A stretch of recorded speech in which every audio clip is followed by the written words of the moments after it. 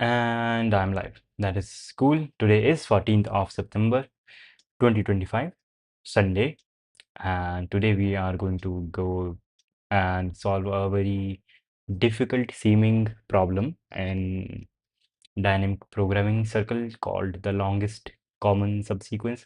And to help us, we have CLRS, the book. But before going forward with the CLRS book, we will try to solve it on our own, like make some hypothesis and see how it goes. And the screen is visible and things are extremely cool. Yep. So this is the CLRS base book, and they are talking about matching DNA sequences. So who is the father? You are the father or not the father? Something like that. But before we go and read this whole chapter, which is just about a single problem, longest common subsequence, we should use the things that we have learned till this point.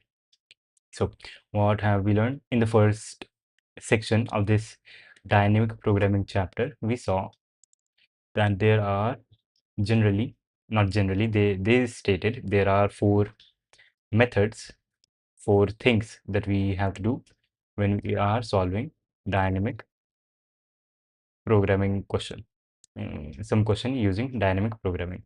So first thing is, what is the optimal solution? What does the optimal solution look like for our main problem? And second, given optimal solution to sub problems, space, how to get optimal solution to our problem. That is the second part. And then third part is, let's solve the problem optimally, right? And then there is the fourth part, which we don't actually have to, like, which is not very common in questions which we see of dynamic programming, which is construct the optimal solution. So let's see if using, because I have never done this question and this is considered hard in CSES. So it would be cool to see if I can do this using these four principles. And in CSES, if you go there, there is this problem, dynamic programming, longest common subsequence. And only a limited amount of people have been able to solve this one. Statistics solved by only 5,599. And we might actually be the 5,600th person to solve this one. So, and someone wrote a code in C++ which solves this problem in 0 milliseconds. And 0 seconds might be 1 or 2 milliseconds, we don't know. And that is cool. That is actually pretty cool. Okay, what is the problem? If you just read from CACS, given two arrays of integers, find their longest common subsequence. A subsequence is a sequence of array elements from left to right that can contain gaps. A common subsequence is a subsequence that appears in both the arrays. Okay, so the question makes total sense. The question is actually very simple to understand, but to actually write down the solution, it is tough. We have been given two arrays and their sizes may also be different. Let's use this example and these things. This is our example that we will be using for this question. Yes, left align, of course, OCD. And then, okay, what would our optimal solution look like? What properties would our optimal solution have if we are finding the longest common subsequence in this? Well, longest common subsequence. I'm totally out of my wits here, but if we give enough time, we should be able to come up with something. So these are the two sequences that we have, and we want to define what our optimal solution would look like. And let's actually first of all find the optimal solution. In this case, it is 1 to 4. We just saw it there, 1, 2, 4, and 1, 2, 4. That is the optimal, least common, greatest, longest common subsequence. And what properties does it have? So if I remove one number from one of the arrays, and if that number is a part of the longest common subsequence, then the longest common subsequence decreases by 1, because this number would not be available in this one of the arrays. Therefore, we cannot use it in the longest common subsequence. But if it is not a part of the longest common subsequence, then the length of the longest common subsequence won't be affected. That is one thing, but that is not the optimal solution. How we are looking for, okay, I don't even specifically know what we are looking for here. So I guess we can move on to the next step and try to define our optimal solution. Yeah, shit. So yes, and I think in this first step, what all we have to do is just say what is the optimal solution or how it looks like. The optimal solution is when we have the maximum number of characters, the longest subsequence of the first array, and that also appears in the second array. And that is it. That is it. So if we have answers to all the common subproblems, and to define a subproblem here, we will be taking two parameters, right? Let's say f I j gives us the longest common subsequence for both of these things, where I is the index starting from 0 till I in this first array, and that defines how many elements we are seeing from the first array. And then j is how many elements beginning from the start of the second array we are including in our function. And what we need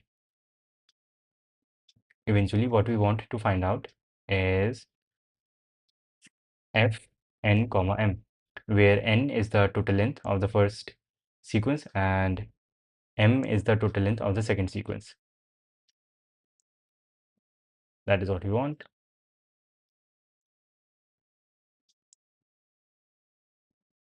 So let's say, since we can see that this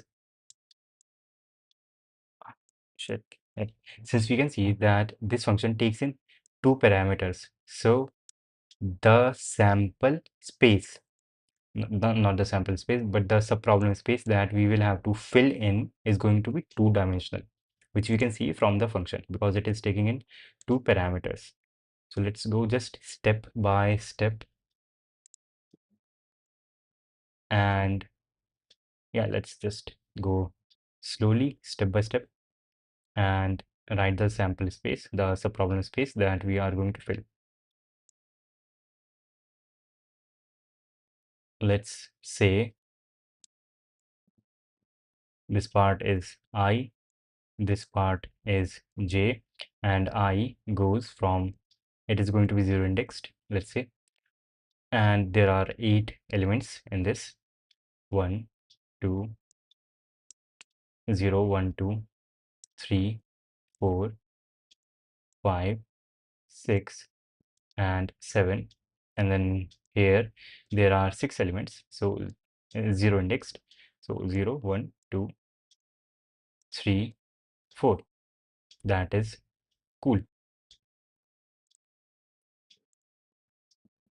That is cool. And that is the sub-problem space that we will have to fill. That is not a very good line. My bad. Sorry.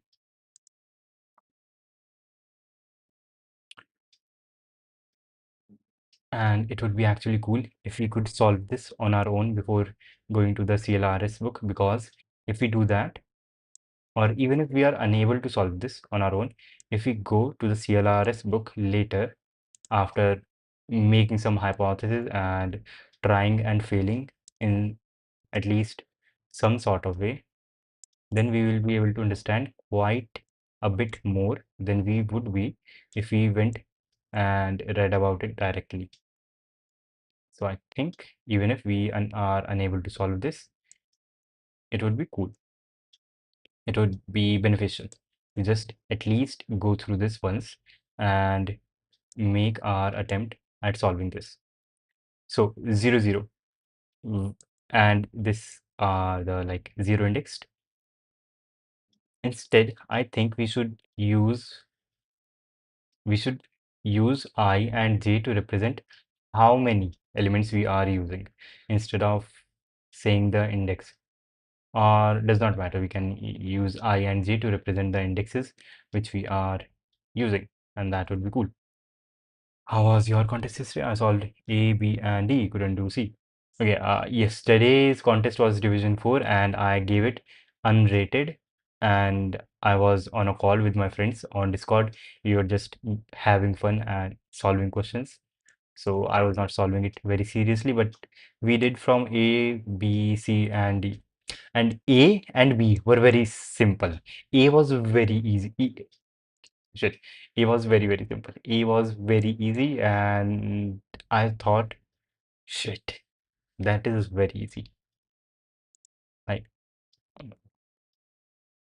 after solving some hard questions, A was very simple.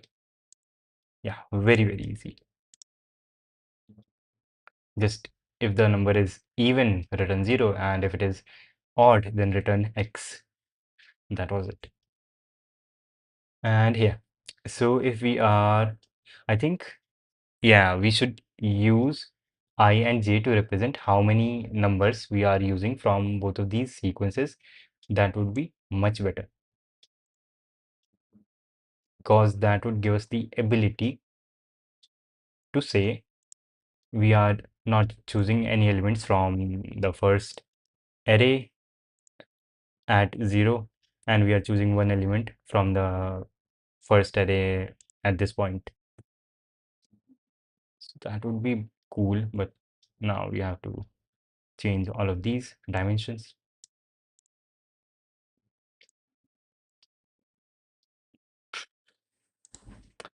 8 when we are using all the 8 elements, and here when we are using all the 5 elements, and that is good enough.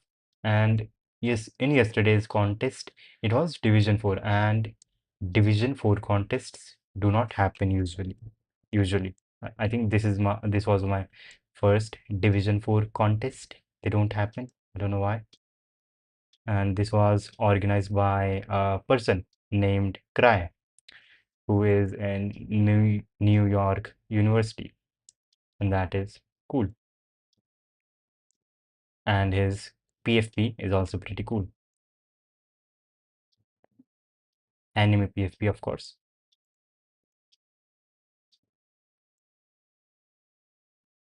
Okay, so this is our table for dynamic programming for this question, and we are just trying to solve this thing. Okay, so when we are not considering anything, so the LCM function, let's say call this LCM, which takes in I and J, it will return 0 here. And let me use actual word instead of this actual like written thing, like a 0 like this. Yep. So 0, and this whole thing would just have 0 here, because from the second sequence here, we are not considering anything. So it will always be 0.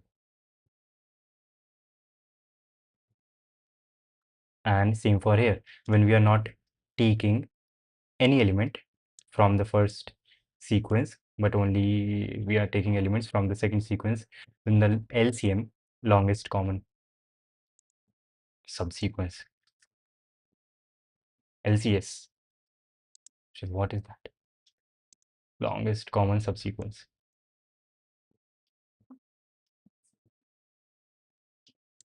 Longest common subsequence will return 0 for all of these things. And when we are considering the first elements, the answer is again 0 because 3 and 6 have nothing in common. And then we will start including one more element from this array, and we will only be considering the first 6, this character from this array. And this would be 0 all the way because there is no 6 in this array. And from this second array, we are only considering the first element, which is 6. So this would also be 0. And I don't know if this is the correct way, but let's see. And now when we are considering two elements from this array, from the second array, we are looking for 6 and 5 in the first array, and 6 and 5, both of them are not there in the first array. So this would also be 0, no matter how many elements we are including from the first array.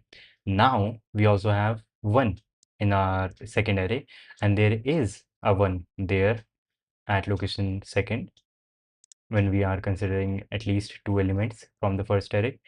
So when we are considering the first element only, which is 3, it doesn't have any common subsequence. But when we are considering two elements, which is 3 and 1, 1 is also there in the elements that we are considering in the second array.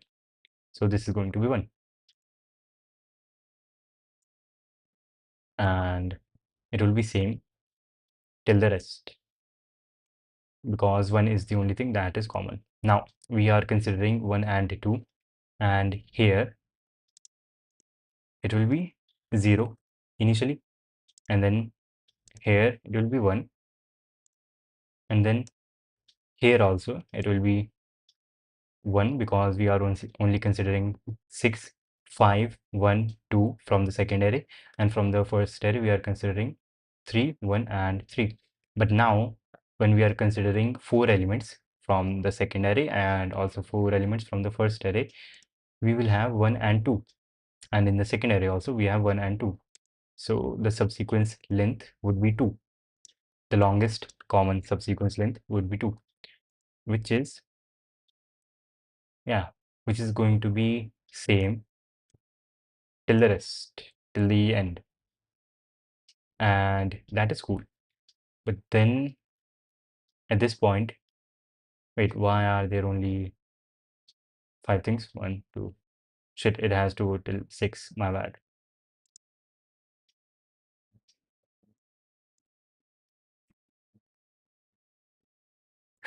Yep, 6, copy this, paste here.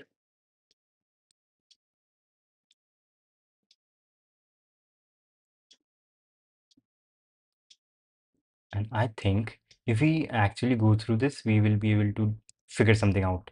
And maybe we will even be able to solve this question on our own. And would make that would mean when we are reading CLRS book, we will be able to understand a lot more.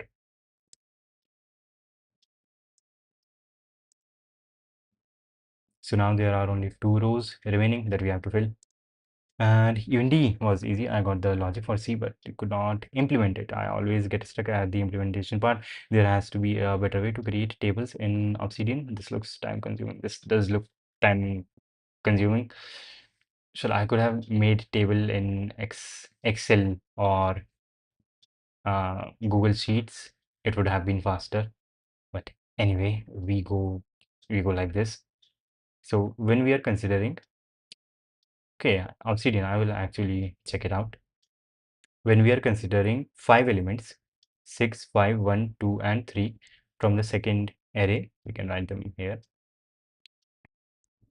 from the second array till from 6 to 3, and we are considering the first element from this array, from the first array, 3 is common in both, so here the answer will be 3. And at this point, when we are considering two elements, 3 and 1, since 3 and 1 are also there in the second array in the range of elements that we are considering, but their order there is reversed. Here we have 1 3, but here we have 3 1, so still the answer would be 1.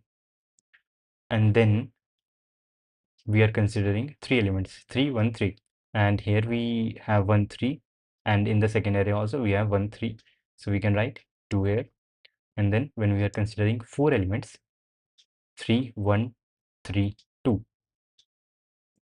yeah, still the answer would be 2, because the order of 1 2 and 3 in the second array is not the same as what it is in the first array. And then when we are considering till 7, still answer would be same. And then when we are considering till 4, now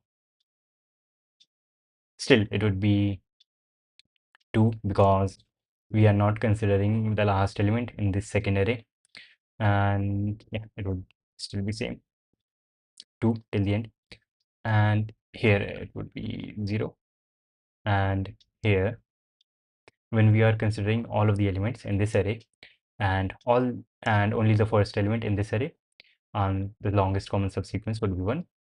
And when we are considering two elements, answer would be 1. When we are considering two elements, 3 elements, answer would be 2. And again 2, 2, and now 3, because we have 1 2 and 4 and 1 2 and 4 here also, and then 3 and 3. Now the answer is 3. So we have to write some recurrence formula that we can use to write solution to our problem. And from the past dynamic programming readings that we have done, we know at each step there are a bunch of choices that we can make. There are a bunch of choices that we can make at each step, and also each choice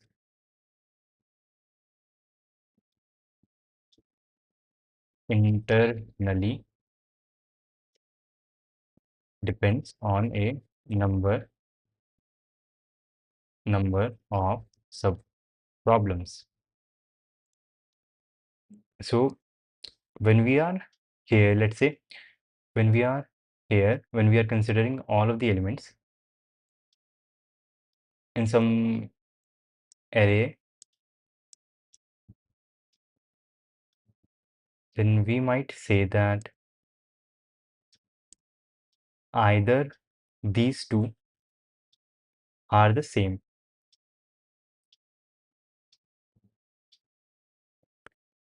This is very similar to edit distance, I think.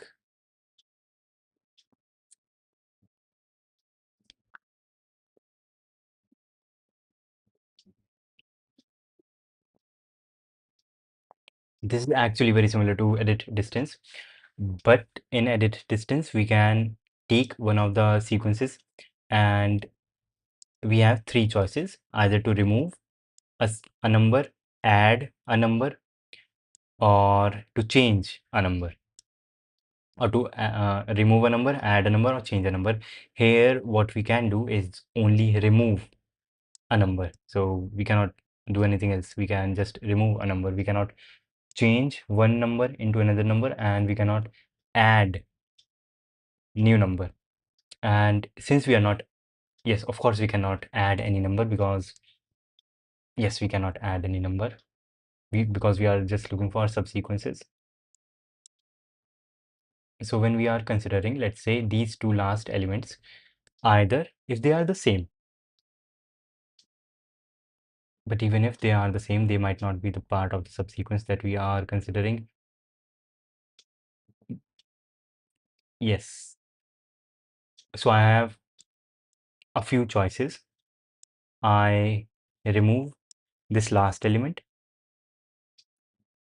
just this last element here, or I remove just, uh, yep. So when we have this thing, and right now I am considering what subproblems will this LCS function for this last problem depend on. Longest common subsequence function for n comma n. What does this function depend on? And here, let's first write the choices that we have at this point. And I'm way out of my league at this point. I'm just trying to keep it together. Okay, choices. What are the choices?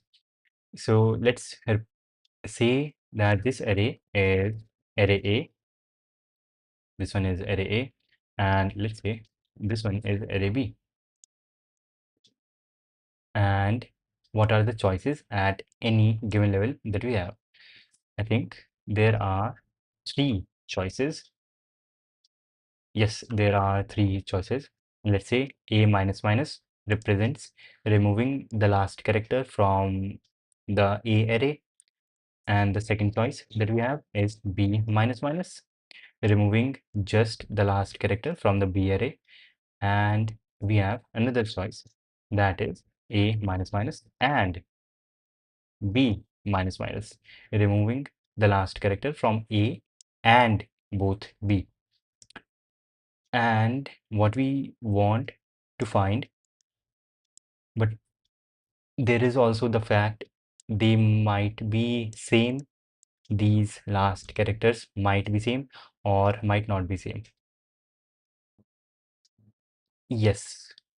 So in these choices, we have, yes, okay, yes. One more thing that we saw yesterday was the value of a choice. What is the value of a choice? First of all, it it is a sum of two things, and one of these things is cost or value of the sub problems, value of the subproblems. That is, when I make this choice, the length of my A array will be reduced, and I will be left with a subproblem where the size of this B array is the same as the original size of the B array before making the choice, and the size of the A array is one less than the size of the original A array. So what would be the value, the optimal value returned to us by that subproblem? That is part of the value which we will get as a result of making this choice. And second thing that has to go in the value of making this choice is the inherent value of that choice. Inherent value of the choice.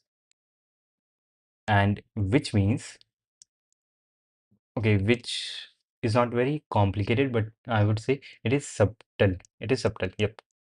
It is subtle because in a problem like coin change, the when we are trying to find the number of coins required to get to a sum of n, when we make a choice, we have to add 1 to the value of the subproblem. The inherent value of making a choice is same, and that is 1 for choosing any possible choices of coins at any particular sum that we are currently at. So in that case, the inherent value of choice is same in the coin change problem when we are trying to find the minimum number of coins. And I think I'm being very abstract at this point and not very clear, but bear with me. So we have this, and value of the subproblem. What is the value of the choice? Value of the choice will consist of the value of the subproblem, which we are saying we have already solved. And this part, if we are solving for this part right here, if we want to find the answer for this part right here, the choice A, this one, the choice number 1 represents this choice, this subproblem, and this choice number 2 when we are only reducing one element from our B subarray, it represents this choice, this subproblem. And when we are reducing elements from both of the arrays, then this is the subproblem that we are falling down to. So we have these three choices, and these three, the first choice depends on this subproblem, the second choice depends on this subproblem, and the third choice depends on this subproblem. Now, these values 2, 2, 3 are the value which we get from those subproblems. That is one thing. And now what is the inherent value of making the choice? What is the inherent value of making a choice? And that would be, let's say, it would depend on the characters that are, it would depend on the last characters. Let's say A dot B represents the last character in the A array, as in like A dot B means back, and then B dot B represents the last character in the B array. And if we have that, and depending on if they are equal or not, the last character in array A, is it equal to the last character in array B? It would be the factor on which this inherent value of the choice depends on. And how is it going to differ in these three different cases? And I think that if these two are equal, if these two are actually equal, and we reduce, wait, if these two are actually equal, then whatever the answer for this thing is, we will have to add 1 to it, and whatever the answer for this thing is, we will have to add 1 to it, and whatever the answer for this thing is, we will have to add 1 to it. I mean, in this case, in third case, when we are removing both of these elements which are equal, we will definitely have to add 1 to the substring, to the longest common substring, because we have new characters, right? And but I guess when we are only reducing one of these characters, we do not have to add 1, because the character that was not removed from one of the arrays, the last characters which was not removed from one of the arrays, might map to some other character in the array from which one of the characters was removed. And if that is the case, then we do not have to actually add this one. That is what I'm theorizing. We will have to see through actual experimentation as good scientists. Okay, so I guess we have a recurrence at this point, and we can actually fill this formula, longest common subsequence for n and m. What would this look like? And since we are looking for the longest common subsequence, we will have the max for some values. So this would be equal to a few things. This thing would return 0 if either n equals 0 or m equals 0. If one of n or m is 0, we will have no subsequence. The longest common subsequence would be 0. But if now we have three choices, and we have to take of maximum of the value of that choice. And yeah, let's take the maximum.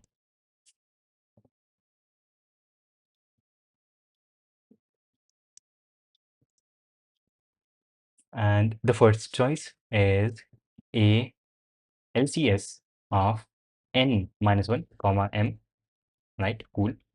LCS of n minus 1 and comma m. And we are not going to add anything to this thing, which is okay.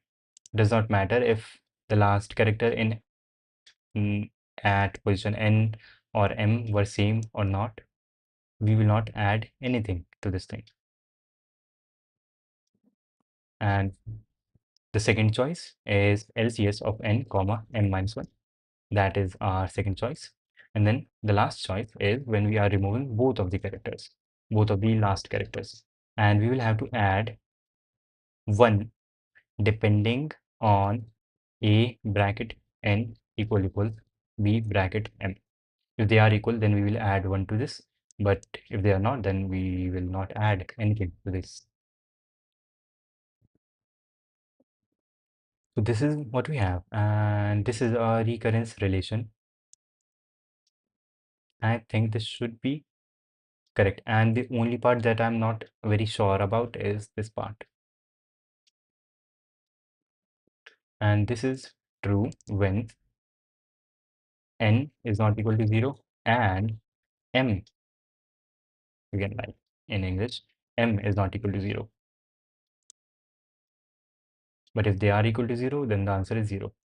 This is our base case, and this is our non-base case. And the only part that I'm confused or not very sure about is this part, is these two parts.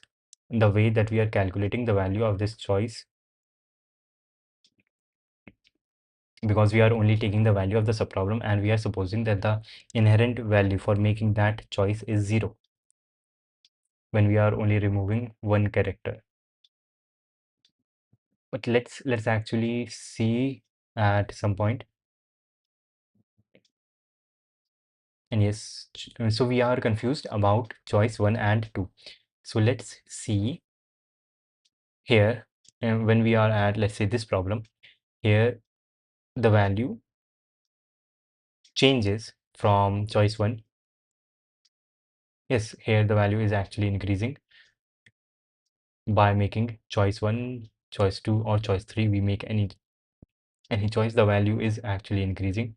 And why is that the case? We will have to look at the sixth element and the sixth element in both the strings. And the sixth element in this is, since there are only 6 characters, it is 4, and here the sixth element is also 4. So I guess we have to add 1 in all the cases. And let's see, wait, here also the value is changing, increasing. Here also the value is increasing. And we can say in all of the subproblems, the value is 1. Okay, that is cool. But here, the value didn't increase when we went from here to here. Why is that? Here we are considering till 6 all the elements in the B array, but in the C array we are only considering elements till index 3. This one, 1, 2, 3. And here we are considering all of the elements.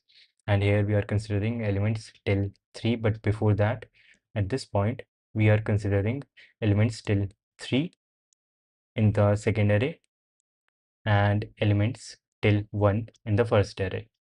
And at that point, the answer was 1.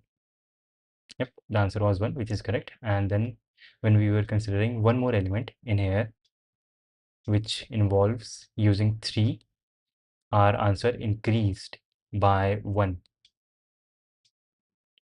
Yes, our answer became 2 because this element that we added, shit, this,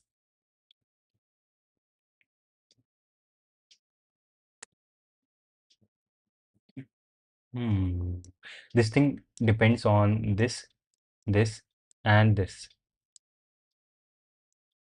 And this subproblem involves, using this 3.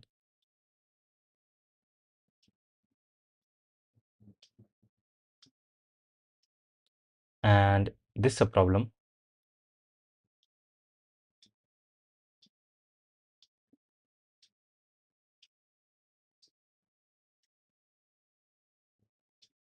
okay.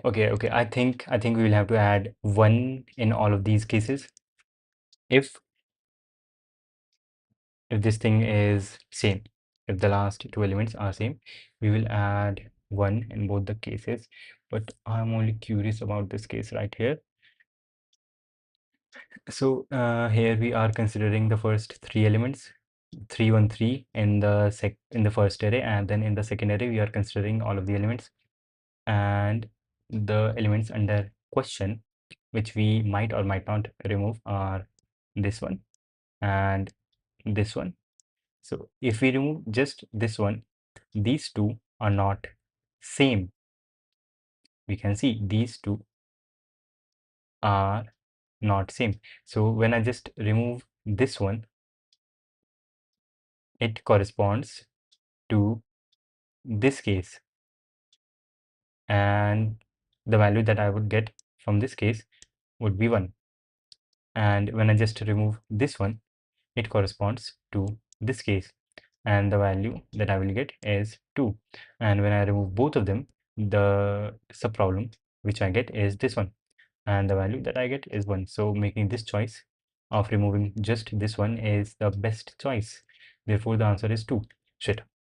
We might have actually solved longest common subsequence. That is crazy. From where you practice the problems. CACS. Yeah, CACS is cool. Right here, CACS website, which is shit, I forgot. Evaluations sheet, I forgot the full form, but yeah, CACS.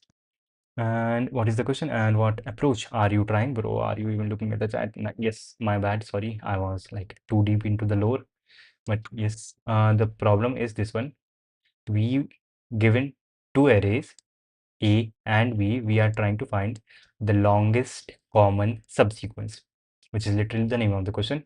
But by subsequence, we mean if we have been given an array like this, we remove a bunch of elements, or we might not remove any elements, and we can make whatever elements remain is a subsequence. For example, here 1, 2, 4 is one of the subsequences you can form, and 1, 7 is another subsequence, and not removing any elements is also a subsequence, which would be 1, 3, 3, 1, 3, 2, 7, 4, 8, 2 is also a subsequence of this original array. And in this question, we are saying we can make a subsequence of this array, first array, and we can make a subsequence of this array. And all we have to do is find the longest subsequence that is present in both of the arrays. That is all we have to do. And I think the recurrence function that we have written here, this one, this is pretty damn cool. This recurrence function, and the time complexity for this one is going to be big O of n into m. And let's do this. And if we do get this correct, it will be very cool, because only at this point 5,000 people have been able to solve this, 5,599. So let's see. Tmux attach TDSA or no CACS.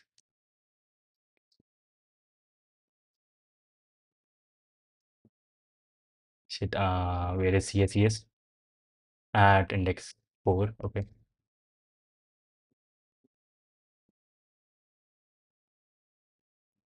Shit. Yep. Okay. Key. Click on this. Go there. Click here. First, I have to start Vim, and then click and select CPP and yes, and N and M. And what are the limits? I think they won't be too big. Yeah, 1,000 into 1,000. That is nice. And then we will take in the subsequences, the arrays themselves. And you can see that I'm not getting any errors when I make any error. I'm not getting any errors because I am not using any LSP, which is cool. And then vector integer A and B. A is of size n and B is of size m for int reference x in A, B in X. and here FA, replace your B. I think, yep, that is cool. Now is the funny part. Okay, we need a table like this, a two-dimensional table of dimensions n plus with n plus 1 rows and m plus 1 columns. Let's see, vector, vector, int, and let's call this literally just table n plus 1 and internally vector m plus 1. That would be the size of the columns. And initially, these things are 0, which they are, so that is cool. And all we have to do is start iterating I from 1 and internally I from 1 till n. Yeah, I would represent the number of, I want I to represent the number of rows, so we can flip this. Yeah, let's say I is the number of rows and j is the number of column that we are at, the index of the column that we are at, and I starting from 0, it will go up till equal to n. N is the number of rows that we have, and I plus 1, and for int j equals 1, j less than equal to m and j plus plus. Now for a particular row, we can ignore this part. If n or m equal to 0, return 0, because we are starting from I and j equal to 1, and here n and m correspond to I and j, so that is cool, don't mind that. And then here we have a bunch of choices, and in each choice we have to add that little this part, adding. That I looked at my keyboard, which is bad. Good programmers do not look at their keyboards. This thing, and yeah, this happens when n and m are not equal to 0. So this is it. This is it, and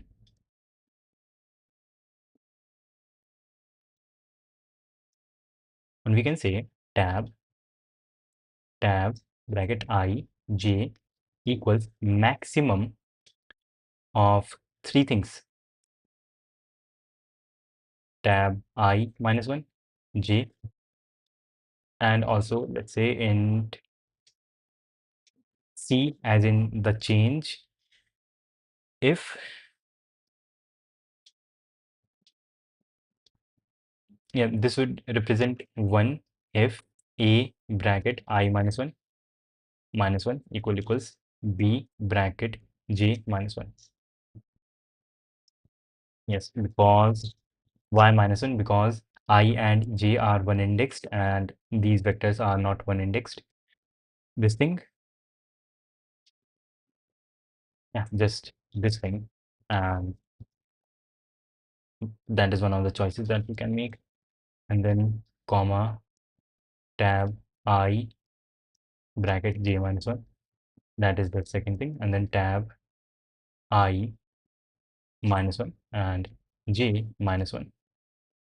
Take the maximum value and then tab I j plus equals c. You don't have to create another variable for it. Plus equals a I minus 1 equals b j minus 1.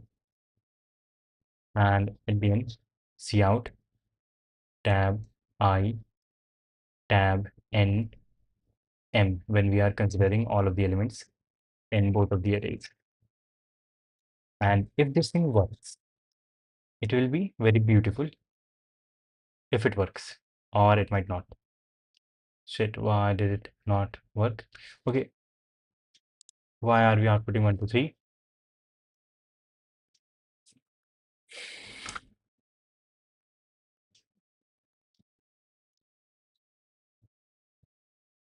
Okay, we also have to return the solution. Okay, we also have to return the solution. Aha. Okay, we also have to return the solution, which means this fourth step, which was here, my bad, I didn't read the question correctly. So we have, I think we have done these three steps correctly. What is the optimal subproblem? Given solution to subproblems, optimal solutions to subproblems, how to get to the optimal solution to our problem and solve the problem optimally. Now we have to construct the optimal solution, and that is the part. Output. First, print the length of the longest common subsequence. After that, print an example of such a sequence. If there are several solutions, you can print any of them. So we need after this to find the answer, and we will require for that some additional information.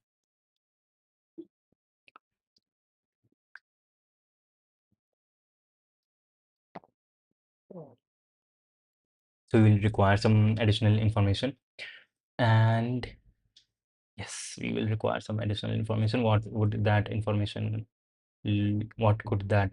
look like? If we go back to our table, here our actual answer is 1, 2, 4, and 1 appears at which index? 1, let's say in just the first array. When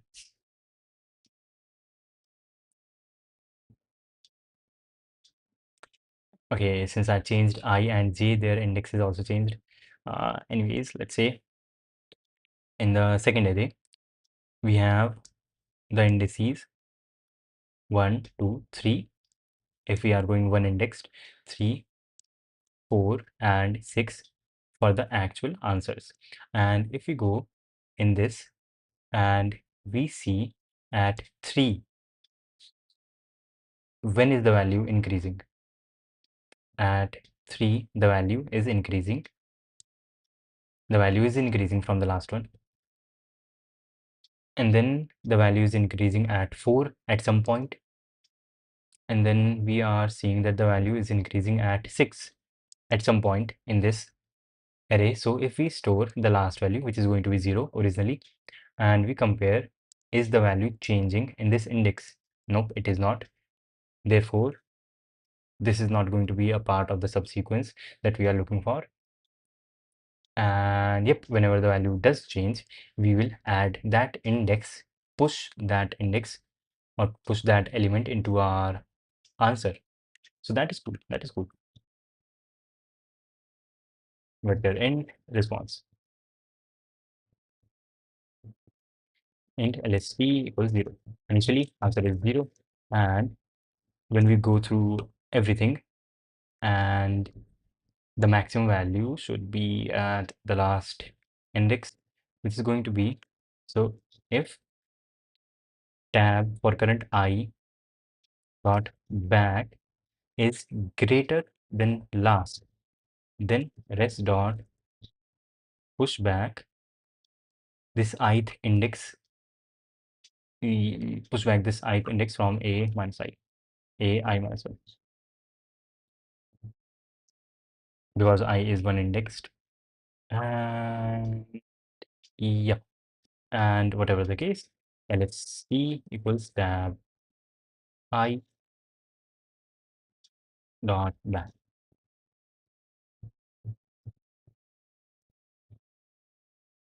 for int I equals 0, I less than m, I plus plus, and yeah, I plus plus, and then cout rest I, and just a space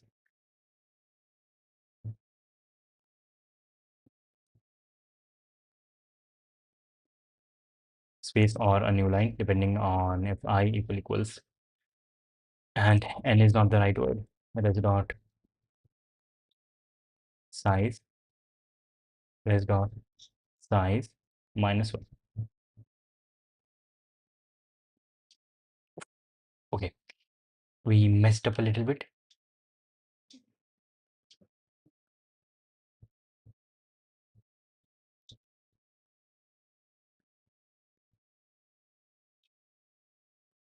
We did mess up a little bit, but why?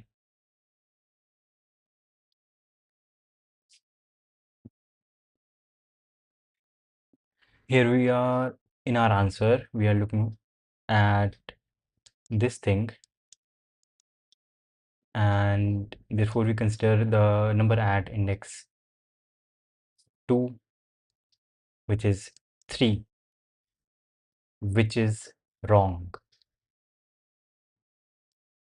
We should not begin with 3, we should begin with something else. Yep, that is wrong. Hello.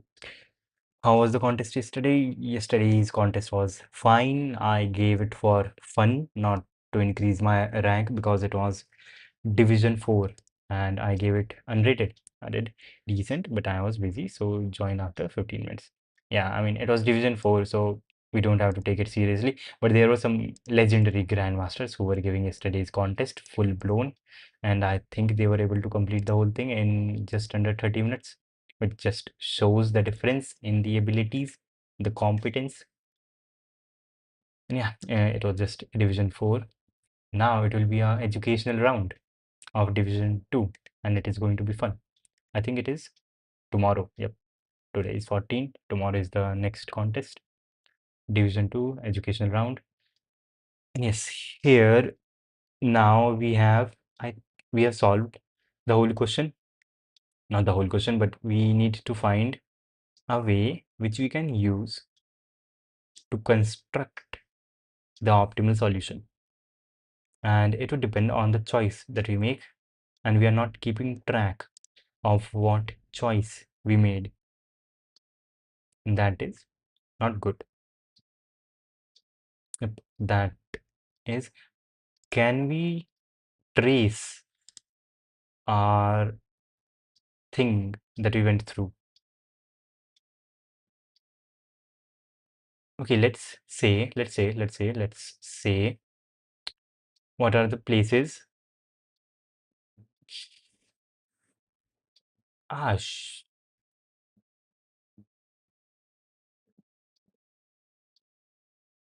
okay, we got this. Okay, we got this. We have this. So this, so since we have three choices, one of them, if we are talking about this table, mm, depends on the subproblem that is right above the current one. One of those choices depends on the subproblem that is right to the left of our current problem, and one of them depends on diagonally left, up left in the diagonal position. And in when we are changing our answer in the diagonal respect, when our answer is increasing, that in some sense means that we didn't use this part, we got our answer from this when we removed this third element and this second element. Therefore, these elements must have been in a part of our subsequence. And if we actually look at our array, this index 3 is one of the answers.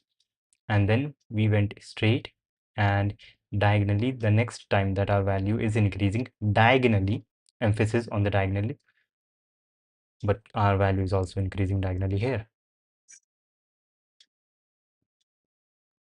Yep, it was 1 1 1, and here it went up to 2, and here it went up to 2 also. So that is not a good thing. Shit. But I think it has to do something with diagonal things. What are at index 3 and at index 5?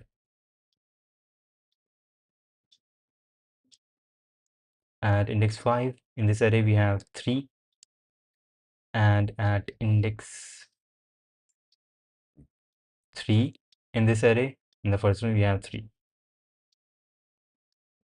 So 3 and 3, and we made 1 3 1 3. Yep.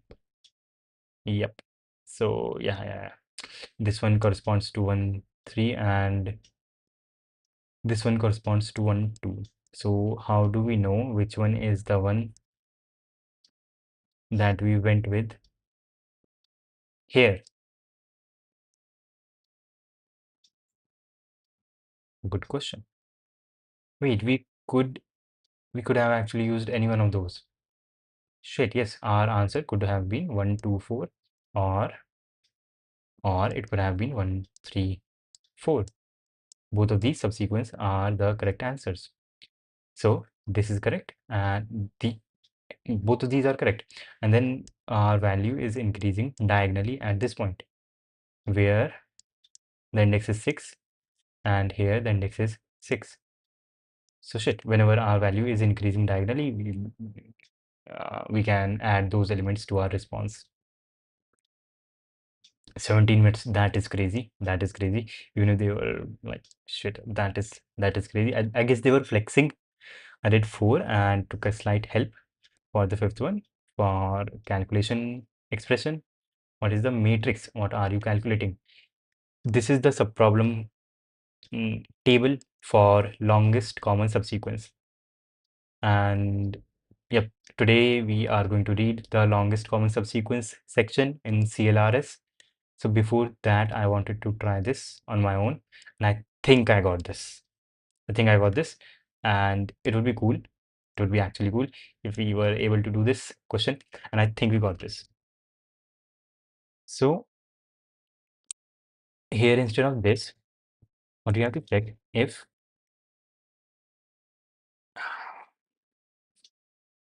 and I think we have to do this after every step here, if tab I minus 1 and j minus 1 is lower than tab I and tab shit, but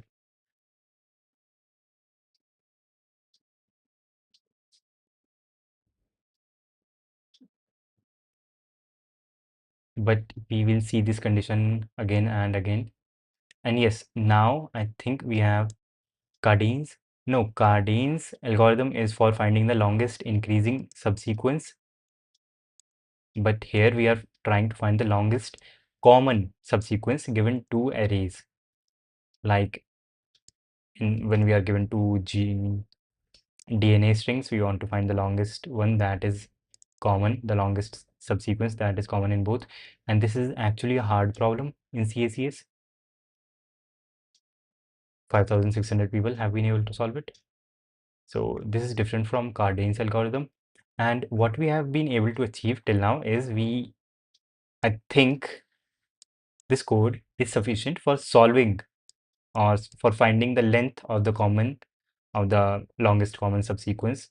But what we are lacking is what is that subsequence which results in longest common length. And we are trying to see what are the things whose of which we have to keep track of so that we can construct that optimal solution. And so I am thinking whenever the value increases in this diagonal sense, that element goes to our subsequence. But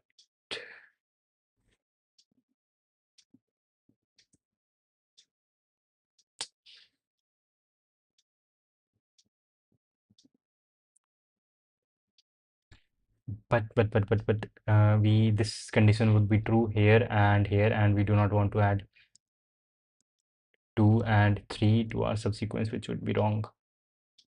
Yep, we do not want to do that. So how do we take care of that?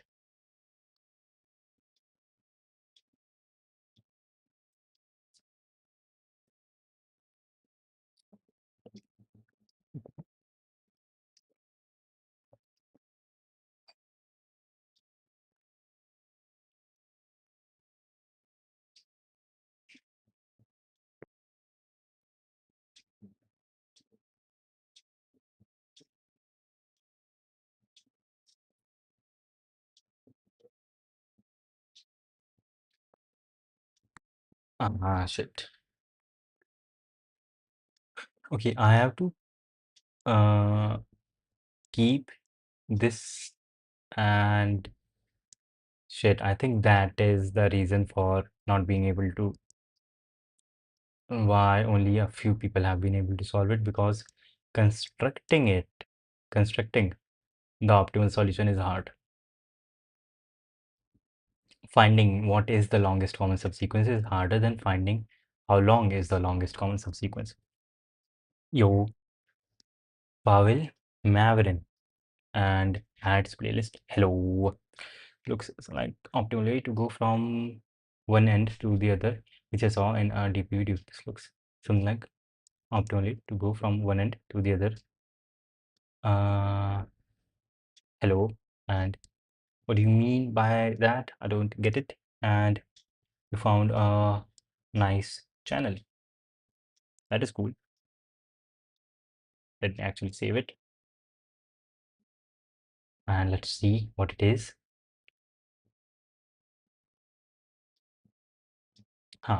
Algorithms and data structures and with a guitar.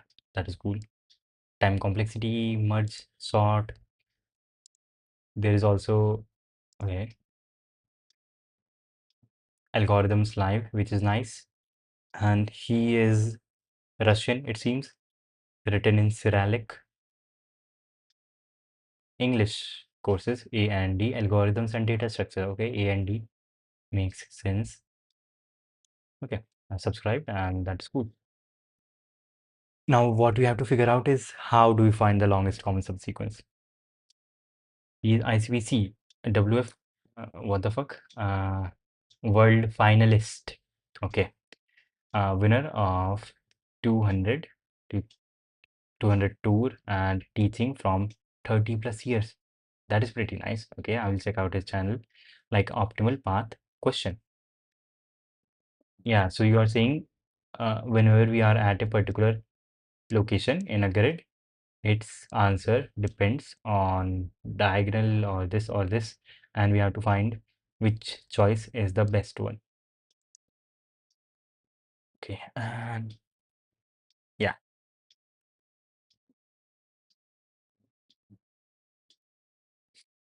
wait, what I can do is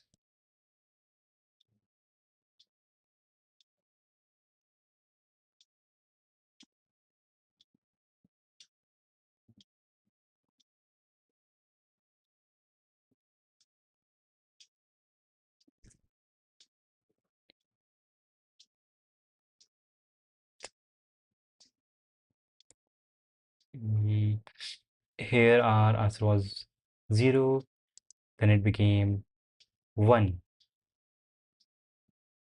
Yep.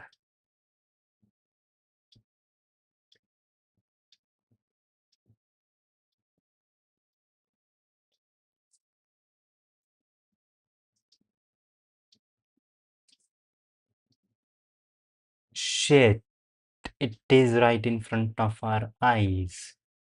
Here, shit.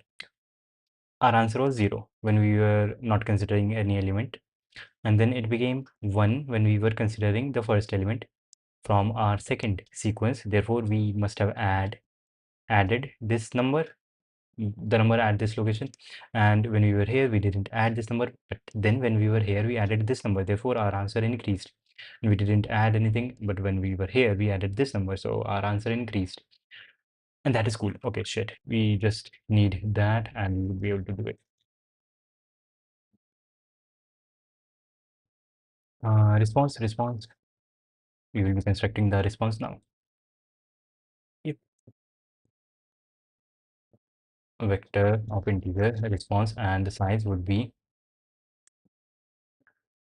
tab n m. Yes, that would be the size. And for int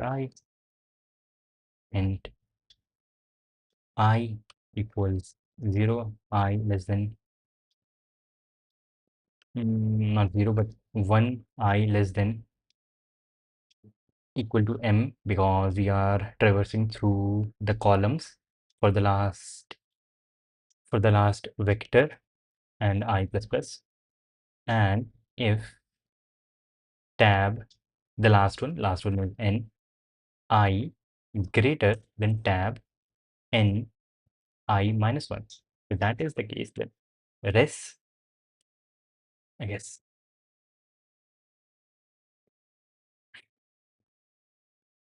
res dot pushback, res dot pushback, whatever the element is at that index in B. So we added I minus 1. Then we added the element at index 1, at index I in the second subsequence. And since I is one indexed here, since we are going up till nm, when we are getting that element from the B vector, we have to do I minus 1 to make it 0 indexed. And that is cool. Pushback. I think we don't even have to push anything. We can just do C out B I minus 1 and then a space, and again C out new line.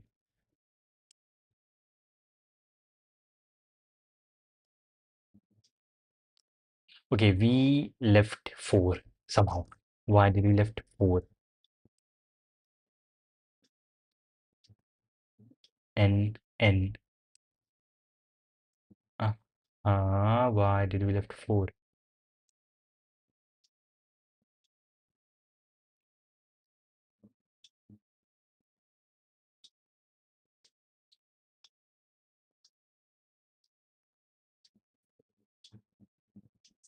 Okay, this does not make sense. Why would we leave something like that?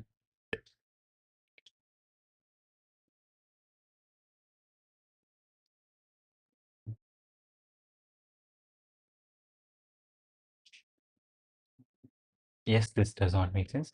Why would we leave something like that? Like 4? Because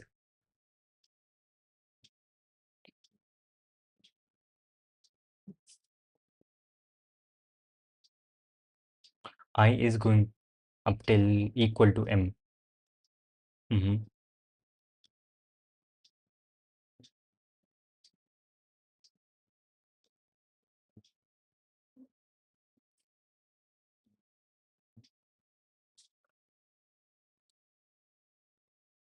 C out, tab, and shit. Okay, that is messed up. That that is not this. That is messed up. That is not correct. That is messed up. Optimal path, IGM, International Grandmaster on CF. That is cool. CF. Code for ID. Paksha, what's your ID? On code for bro, yo. At coders, Japanese.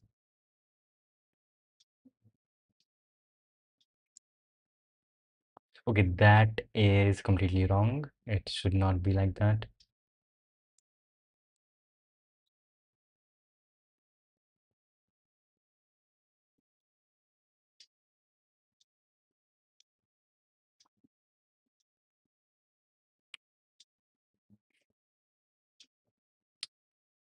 Yes, that is that. That does not make sense.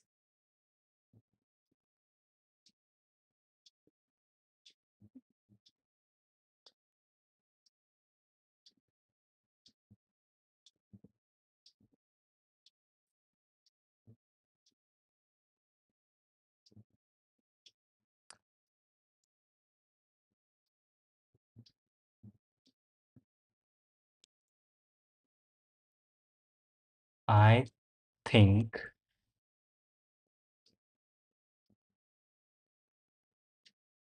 we only add this when we are removing both of the elements.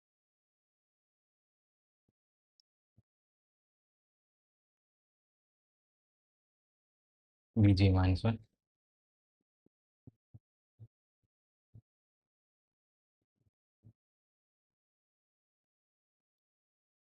Okay, we are getting now the correct answer.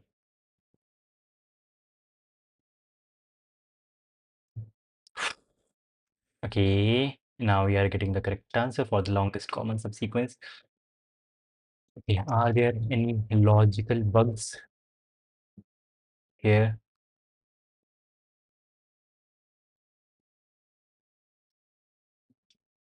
And what I would like to do before submitting is rewrite the whole thing, and that would be pretty nice. And n, m,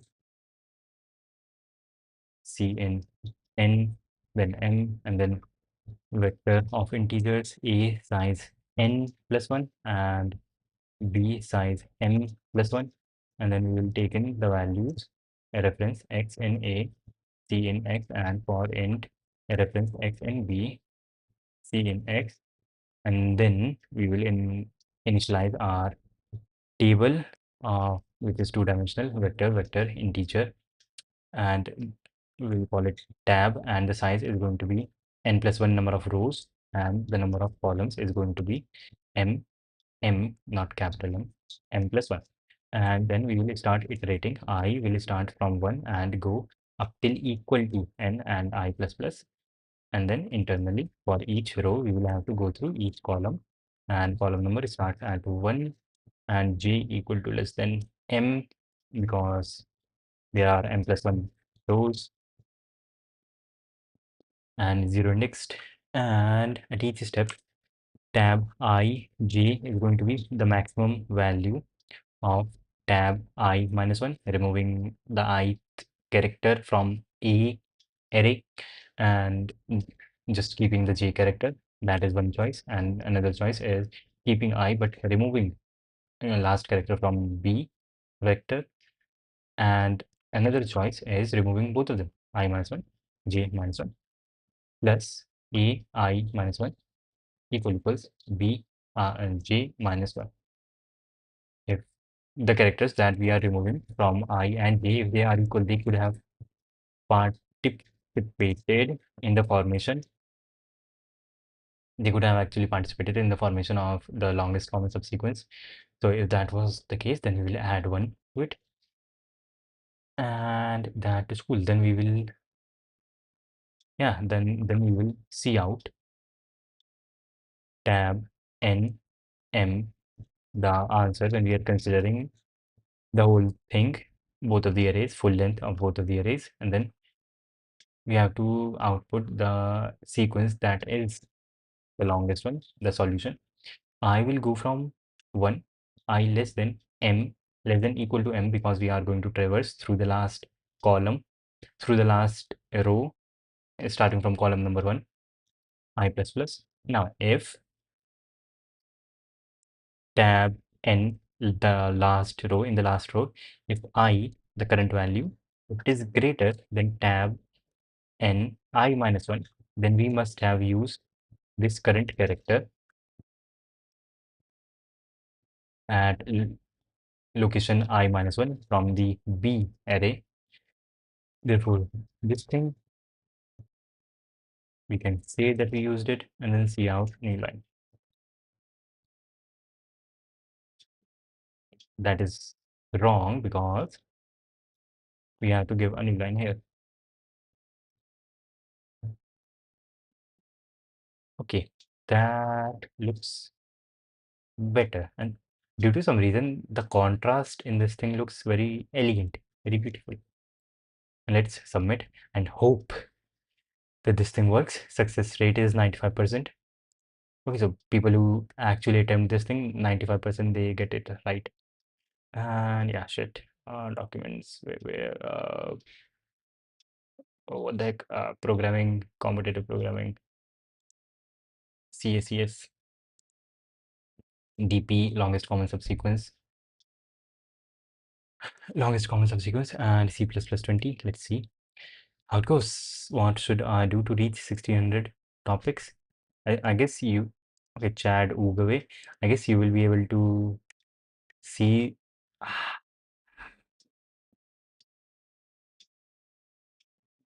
That is very sad. I guess while you're solving questions, you will be able to see topics which you are bad at. Like right now, I know I'm bad at dynamic programming, so I am reading about dynamic programming. And I also know that I'm bad at graphs, so I'll be reading about graphs after this. And there are also range queries and mathematics. So whenever you see a topic that you are bad at, just read about that topic, read up on that topic, and that is just how you go. Pick things as you are moving. And why did you fail at this? This is very sad. We shouldn't have failed at this.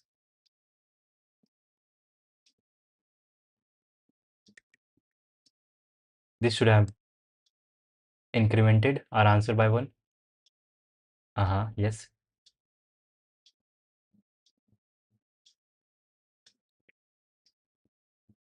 What did we actually out? We outputted 0, which is crazy.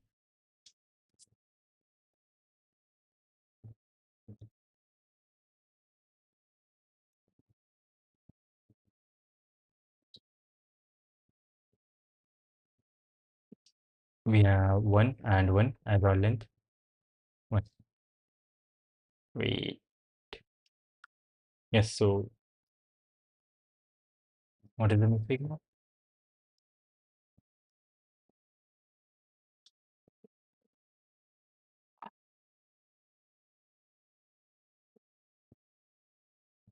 Makes a lot of sense.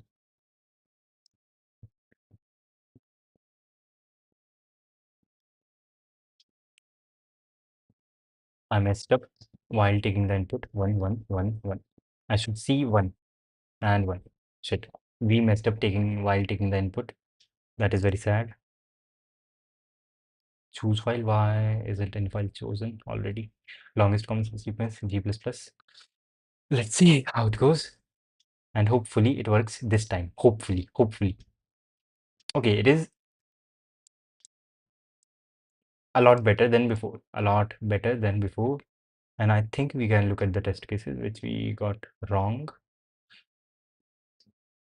This is the correct one, and this is the user output.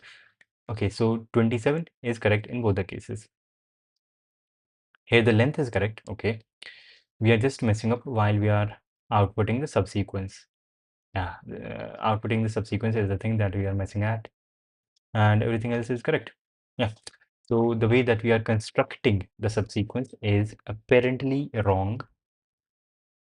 Yep, yep, it is wrong and shouldn't happen.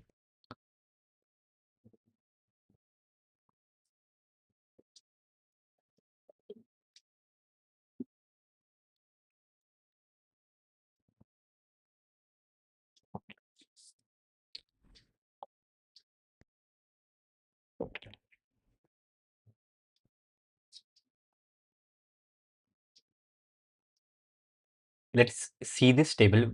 We will get our answer from this table. We just have to track a path through this. Let's output this whole table after this thing. So for auto reference x in tab cout x, and I have a function for outputting a vector G++ longest common subsequence /out for the one that was given to us in the question. We will go with this one.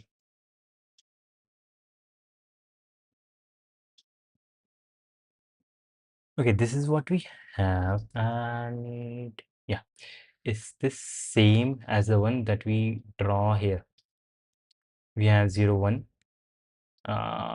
Yep, we have 0, 1, and that one has 1 above it. Yes, so these are the same thing. Yep, 3 zeros and then 1, then 2, 2, and then 3. 3 zeros, then 1, then 2, 2, and then a 3. So what could be wrong?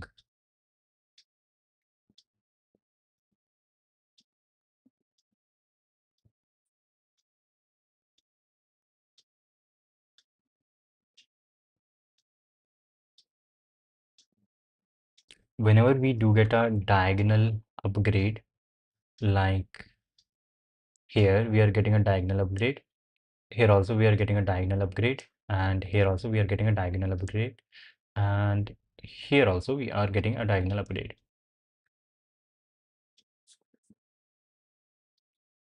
Yep, we are getting diagonal upgrades at these locations. And yep,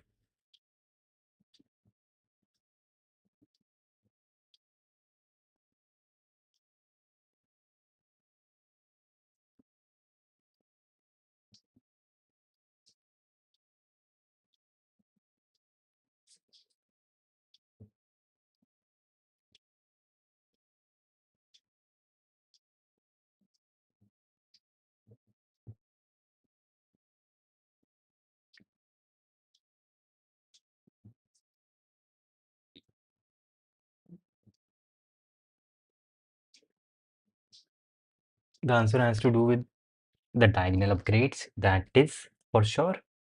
Yep, that is for sure. So we can, I think, first of all, we have to keep track of what the highest value till this point is.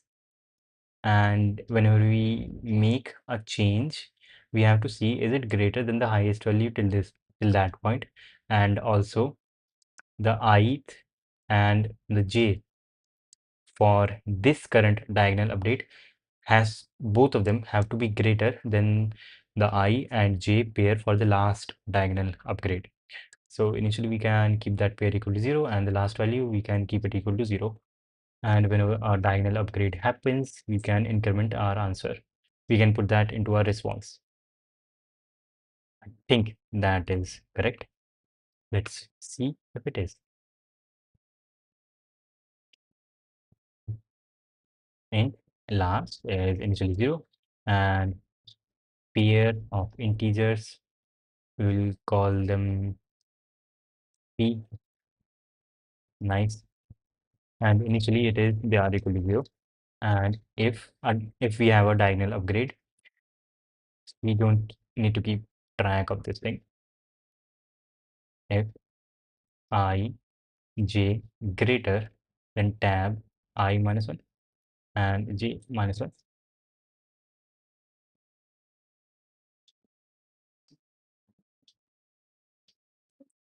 Shit, we need to know if this is a diagonal upgrade, and this is a diagonal upgrade if this is greater than the one that is above it and also greater than the one that is to the left of this thing, this current value,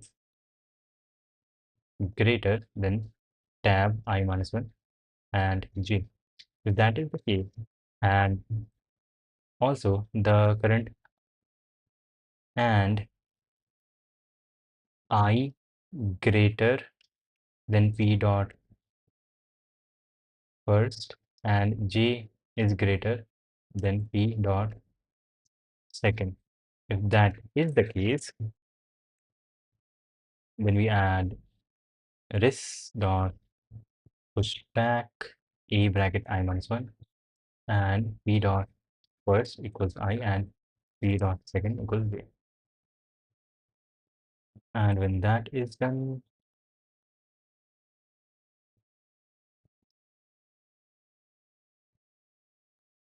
for int I and I equals 0, I less than res dot size I plus plus cout res I space or a new line depending on I equals res dot size minus 1.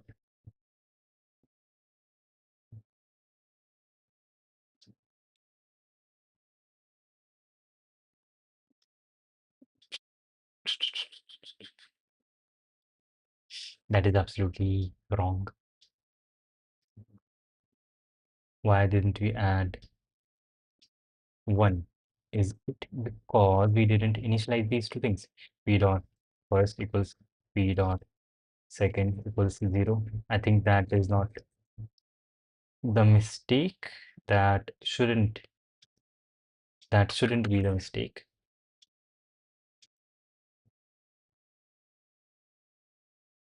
And that is not the mistake. We're still getting the same thing.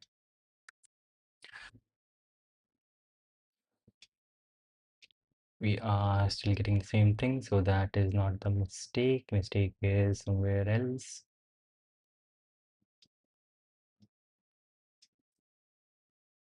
We are looking for the diagonal updates, and all of these things have to be true. I has to be greater than first, and j has to be greater than p dot second.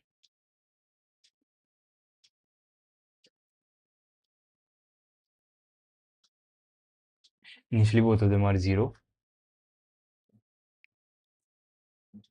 So why is this condition only true once?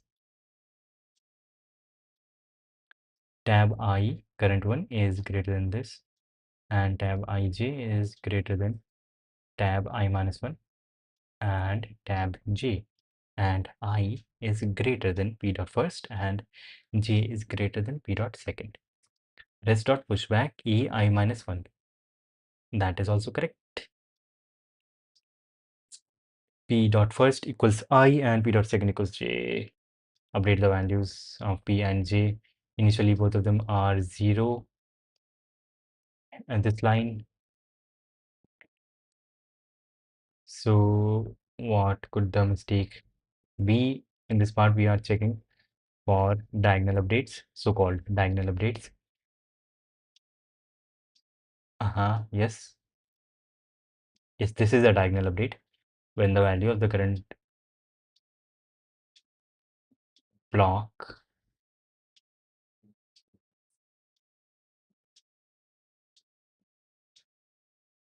yes, when the value of the current block is greater than the block to the left and the block to its above, that is a diagonal update. And we actually do just care about diagonal updates. Wait, maybe I messed up at some other place.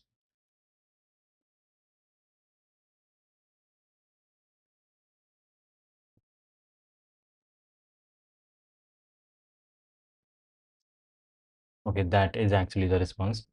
So that is wrong. That is clearly wrong. Or we could even do b j minus 1 does not matter because they must have the same element. Nope, they have the same elements 3 and 4. So why are we not getting a diagonal update when we jump to 1 at this point? That is strange. Doctor Strange. Tab I j greater than tab I j minus 1 and tab ij is also greater than tab I minus 1 j, and tab is table and I greater than p dot first and j is greater than p dot second. And here we have p rest dot pushback. Any thoughts? Shit. This doesn't work somehow. There's only one guy watching. Thank you for watching. Or maybe two. I don't know. I mean, sometimes YouTube glitches.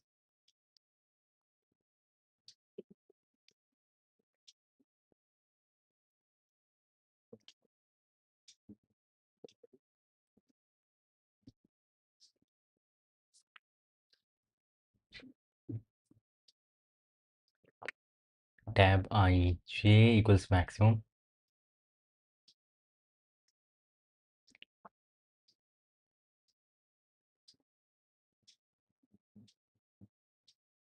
Yes, everything else is absolutely amazing except this part.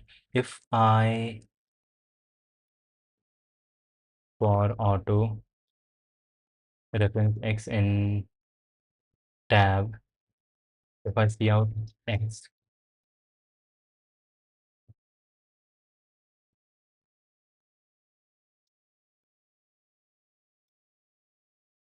and what I get is this. Okay, so here the value is increasing diagonally value, this one is greater than this, and whatever the value is at this point, so that is cool. And then at this point, value is increasing diagonally, and then here at this point, the value is again increasing diagonally. So why are we not?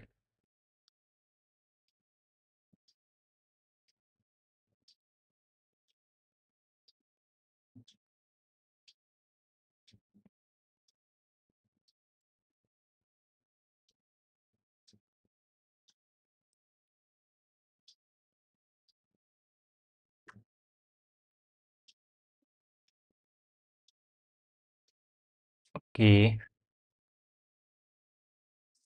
here I, and why did the value increase here? Yes, the value did increase here. That is, should this is also a diagonal update. And then this is also a diagonal update on the same ray. Okay, so it doesn't have to be greater than, specifically greater. It can be even equal, but only one of them can be equal. Both of them cannot be equal. If both of them are equal, then we are again at the same thing, which would not be possible. So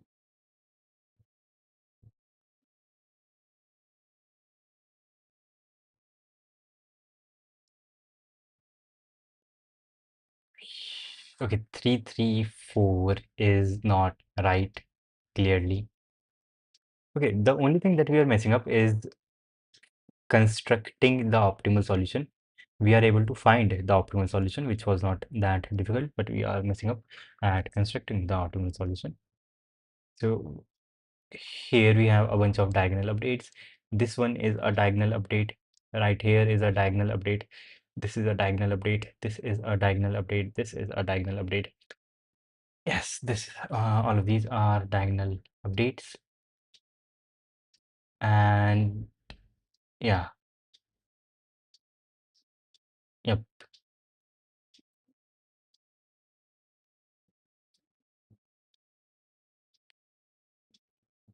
1, 2, 3, 4, 5.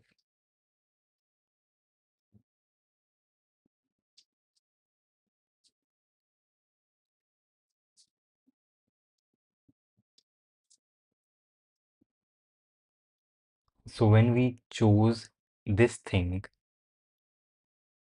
yeah.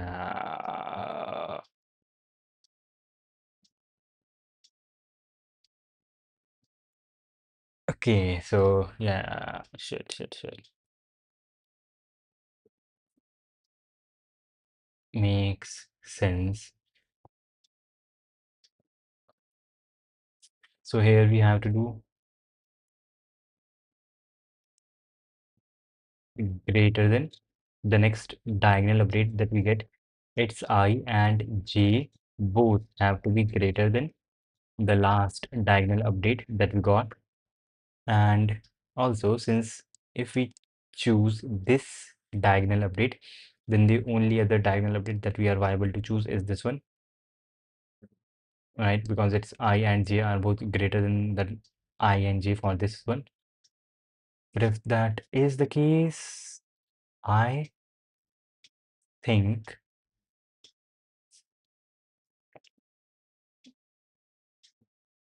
yes, if that is the case, okay, so all of them would at the end give us an answer of 3. We want the longest chain of diagonal updates, which would be like this. We want the longest chain. Wait, if we did choose this, then this is one of the viable ones, the path that we can choose, but then we won't be able to choose this one. So this subsequence is clearly wrong, not pretty good.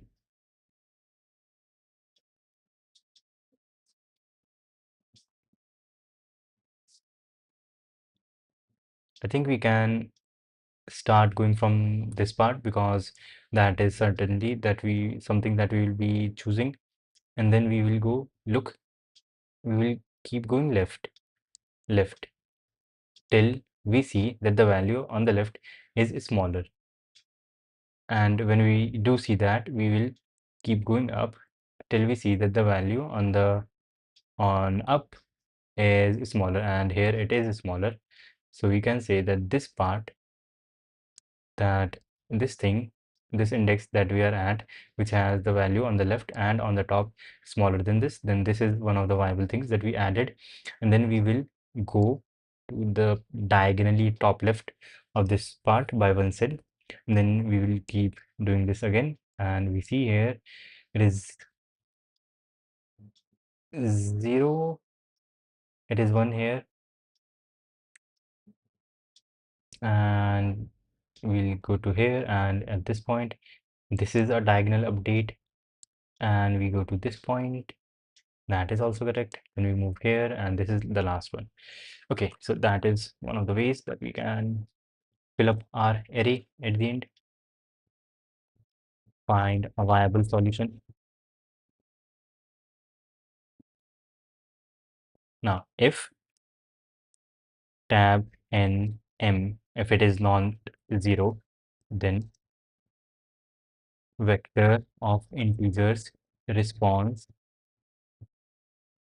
initially we will have int l or int I equals n and j equals m, and we will go till, yeah, and we will int v equals tab n m, yeah, tab n m, and while v.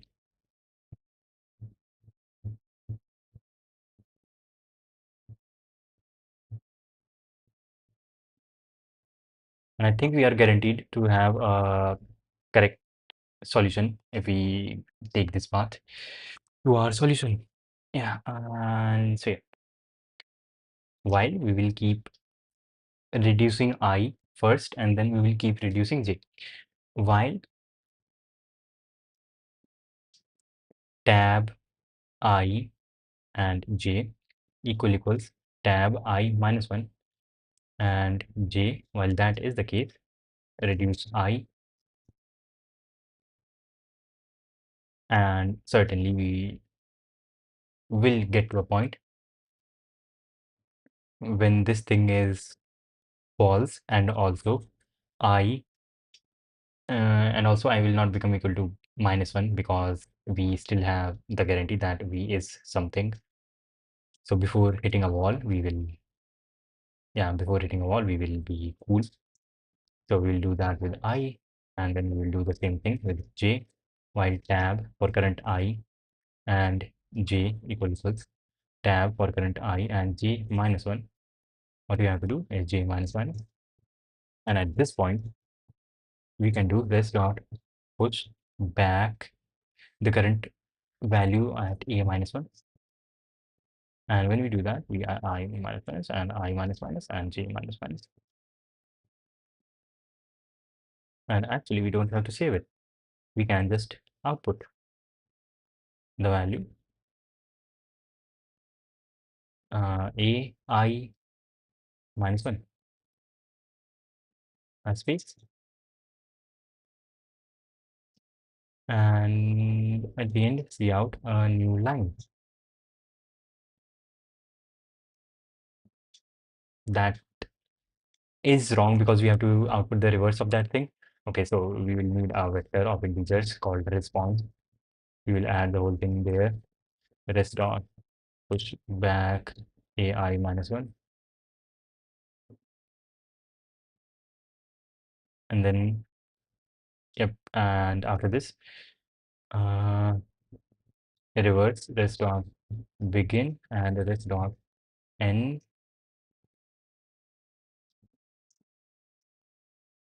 and after that for in I equals 0, which is at this point might actually not be 0. I equals 0, I less than rest dot size I plus plus cout res I and space. Or we don't have to reverse. Yeah, we don't have to reverse. We can do rest dot size minus 1. which is much better, while I I is greater than equal to 0. Yeah, and here we would have to do I minus 1 is okay, 1, 3, 4, which is correct, which is one of the correct sequences actually. And let's submit now, and it might be correct.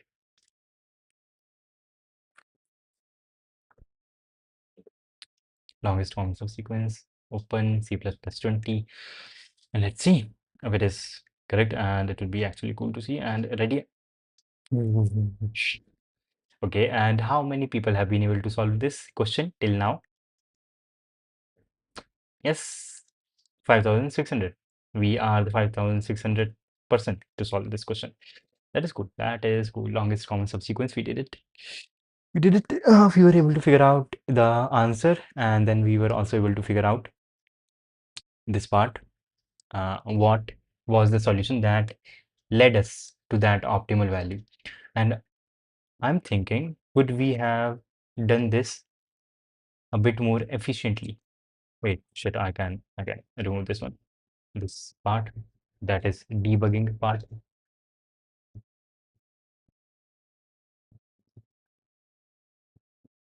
And now let me submit it, even though it won't have any, yeah, it might have some actual difference in the compilation part. But the thing is, we were able to solve this. That is cool. That is actually very cool, because only a few people, few selected few have been able to solve this. And we got this. We got this. Okay, I will have to go to the washroom and I will be right back. This is worth celebrating. No shit, I want to pee. That is why I'm going to the washroom.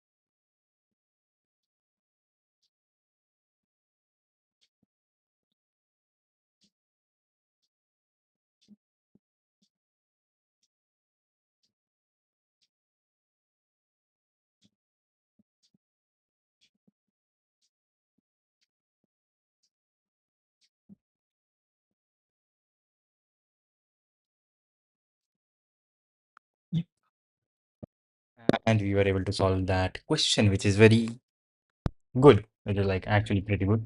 And it took us 1 hour and 50 minutes, 48.5 minutes to solve this question. And we have it accepted. That is pretty cool. So what are some things that we can actually do? First, I have to make sure I do understand this. Therefore, let me delete this whole thing and I will write it again, and I will be like speaking what I am doing and why I am doing those things. So first of all, we have to take in the input, and we will initialize vectors which take in those inputs v size m, and then for int reference x in a, c in x, and for int reference x in b, c in x. We have taken the inputs. Now we want to initialize our dynamic programming table,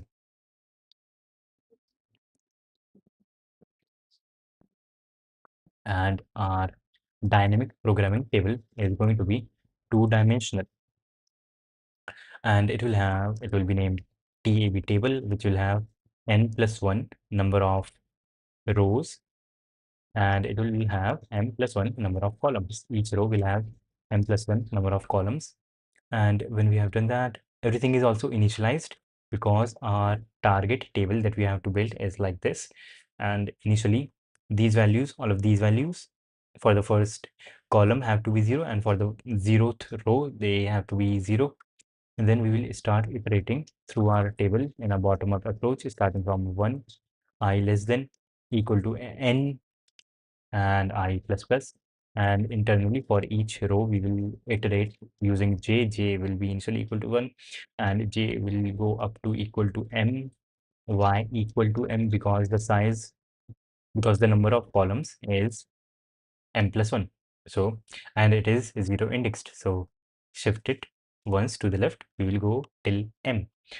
Now, at this point, we did derive a recurrence formula, which is this, which is wrong, which is, by the way, wrong. We have to remove this last part when we are adding this value.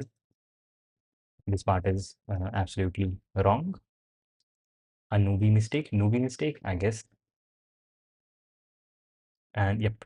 So either we reduce the first number by 1, that is what we take as our answer.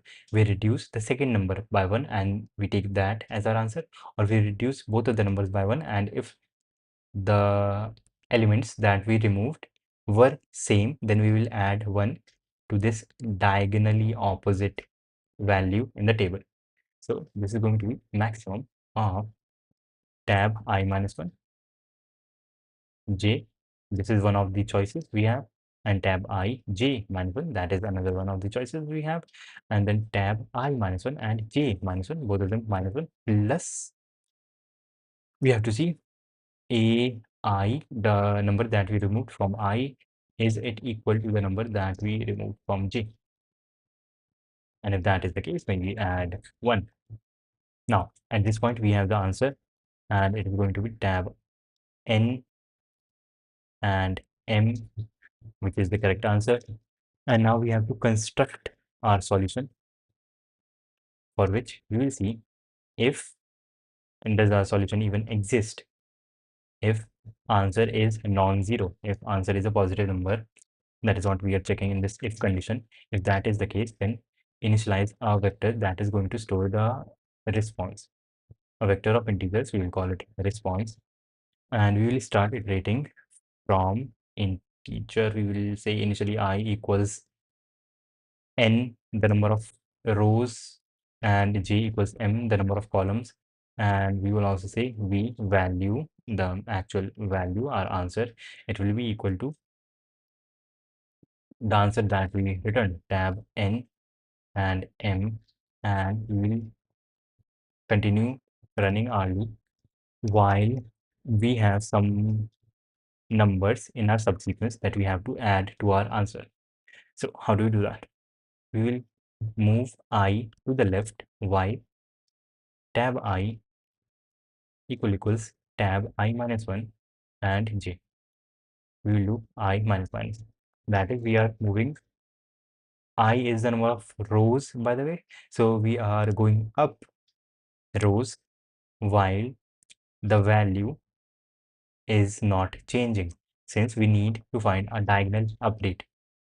And then we will do the same thing, and we will be reducing the number of columns that we are at. So while tab I and j equals tab the current row I j minus 1, if that is the case, if they are same, then I can move to the left column. Now currently I am at a diagonal update, and if I am at a diagonal update, I can do this minus minus, but before that, rest dot, I have to add answer to my array, to my like response vector, and then reduce 1 from the value because I added one element to my response, and then I minus minus to go up diagonally, and then j minus minus to go up diagonally. I mean, these two combine, I minus minus and j minus minus, these two combined form the illusion of going up diagonally. Now for int I equals let's dot size minus 1. We will start from the end of our response vector because we added elements in the opposite order. Therefore, we have to start from the end, and see out press I, not a new line, that is bad, and here add a new line. And I messed up a little bit when we were outputting the length. Here we have to give a new line. silly semantical mistakes, and that now it is correct because 134 is the thing that I outputted, and that is also one of the correct responses. 134 is one of the subsequence, and this is also a subsequence in the second vector.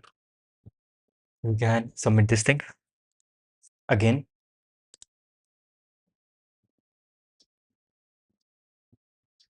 Longest common subsequence, C++ 20, version 20,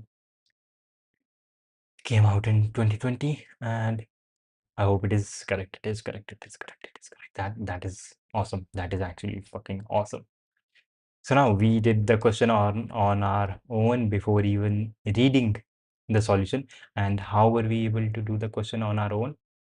Because yesterday we went through the elements of dynamic programming. So right now, if I want to apply dynamic programming to a non-obvious question, I I I have to use some cognitive energy to think about this. Like this, doing this question took more than an hour and a half. So that is something.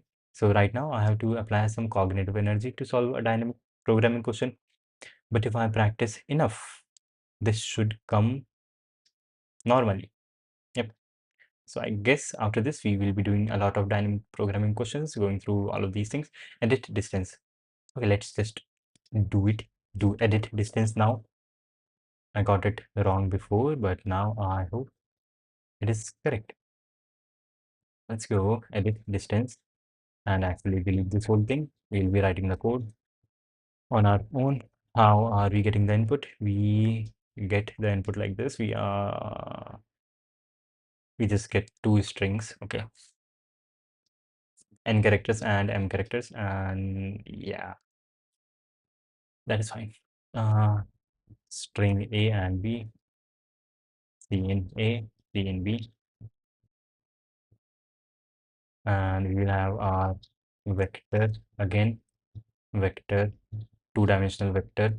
It will be called tab, and its size will be a dot size plus 1 comma b dot comma each column internally would be of size b dot size plus 1, or I could be like little more educated about this and write a dot size, a bit professional about this, and m equals b dot size, and here use n plus m comma vector of integer m plus 1, because those are the sizes. And this is pretty similar to edit distance, to the longest common subsequence, but here we don't have to construct the solution.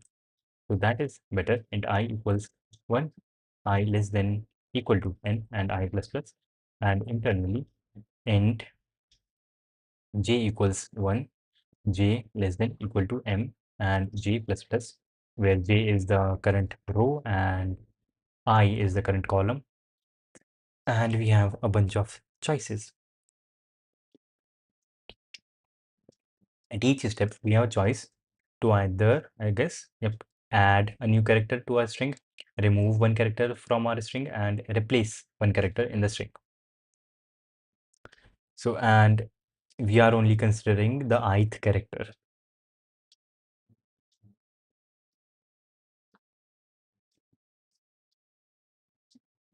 Yep, we are only considering the ith character. So if we remove one character, removing one character is one thing. Removing one character is an option. Adding one character is another option. Yep, and removing and adding one characters are similar. Yep. Replacing the character.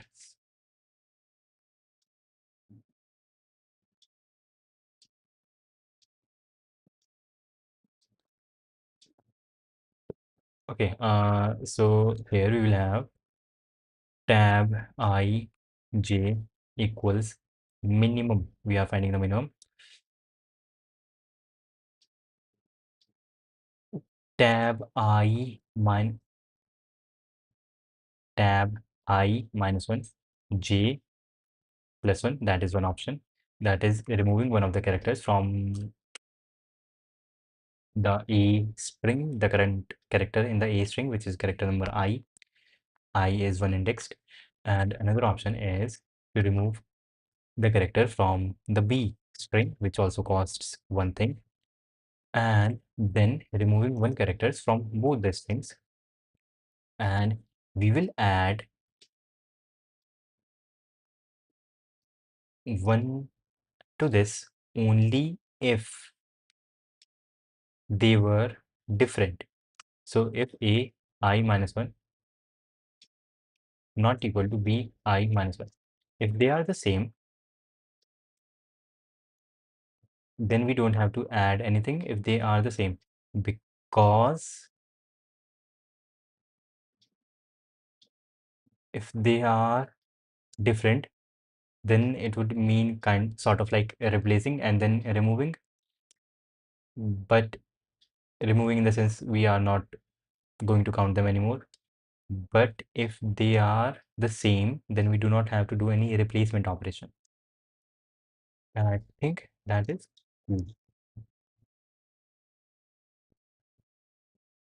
tab n m. Okay.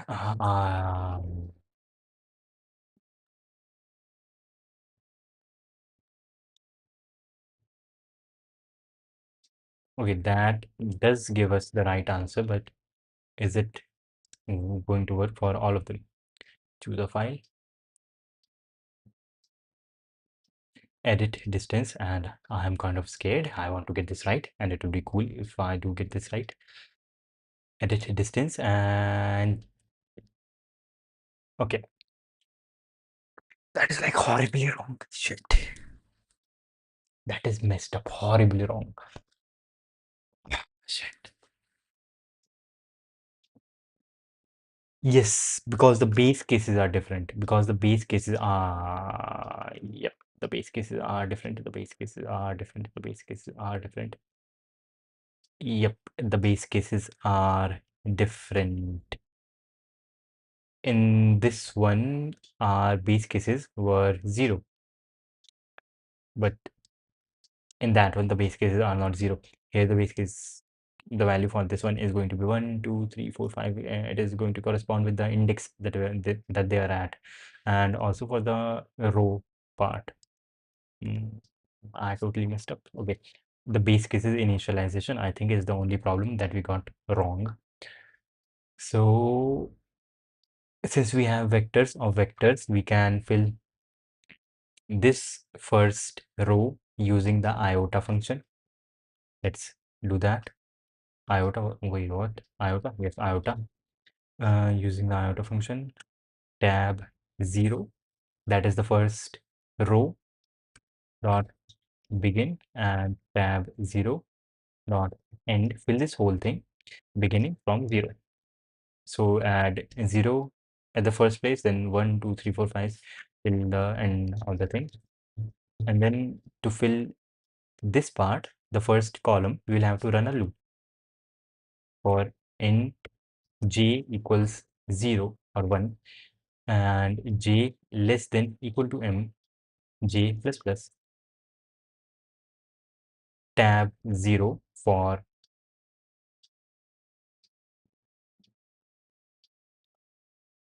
it is going to be I, because we are going iterating through row. So just semantical difference. I, because we are going through the rows. I for the first column equals I, whatever the value is at I. And wait, I messed up here in part of the. Okay, it is now wrong somehow.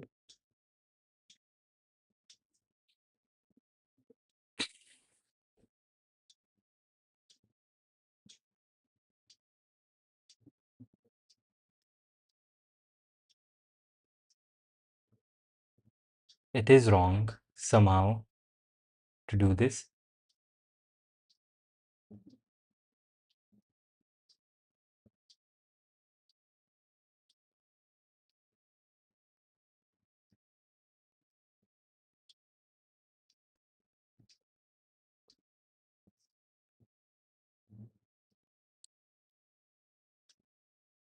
If it is somehow wrong here, somehow, like literally somehow it is wrong.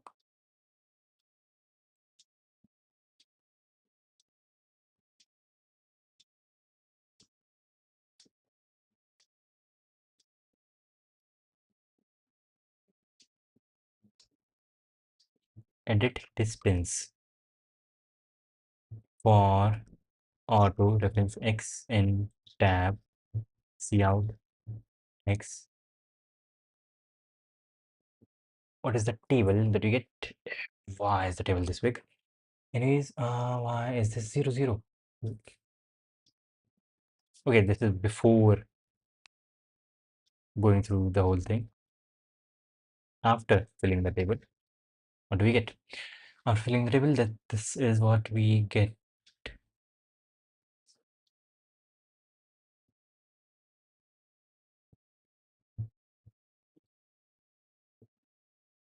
Okay, uh,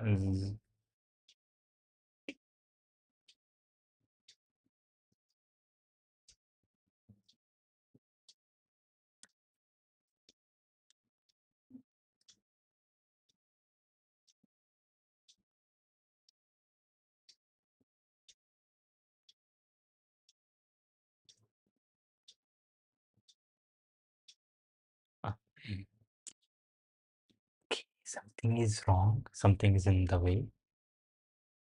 Actually,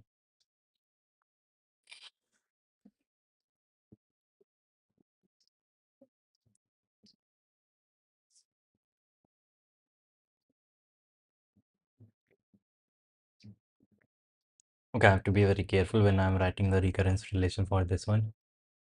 Wait, why is this thing 2 and then this thing is 1? That is very strange. Because this thing cannot be 1 when the other one is 2.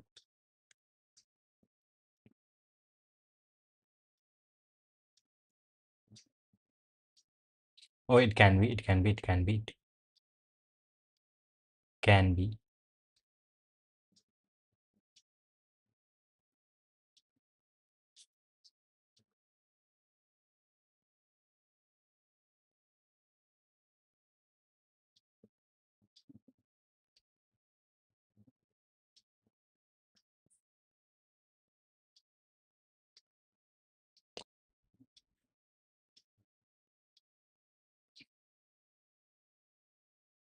Okay, so it was equal to 2 here and it is equal to 3 here, which does not make sense because the last characters are same. So this thing should have added 0. This thing should have added 0 to our answer. And since we know that this thing I minus j minus 1 is equal to 2, and when we add 0 to 2 we get 2. Therefore that part is not correctly right, not completely right.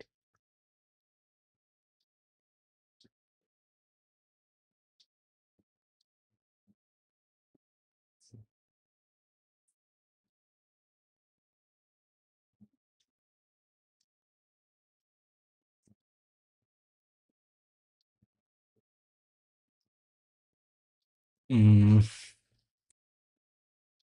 tab ij.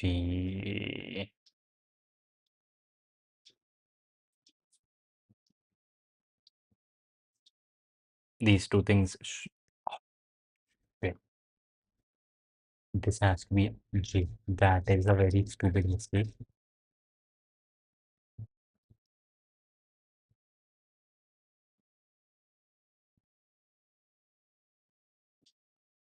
That was a very stupid mistake.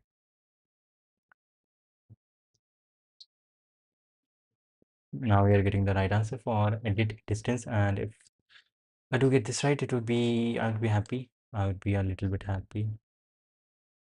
Edit distance, C++ 20.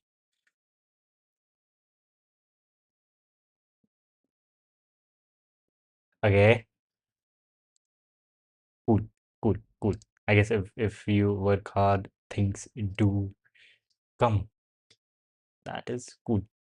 Uh, here are the problems. Okay, so that is cool. That is good. I guess we would be able to do a lot of dynamic programming questions from now on because we have read up on dynamic programming. So this is very cool. We were able to do one of the hardest questions in dynamic programming, longest common subsequence. Uh, Longest sequence, one of the hardest in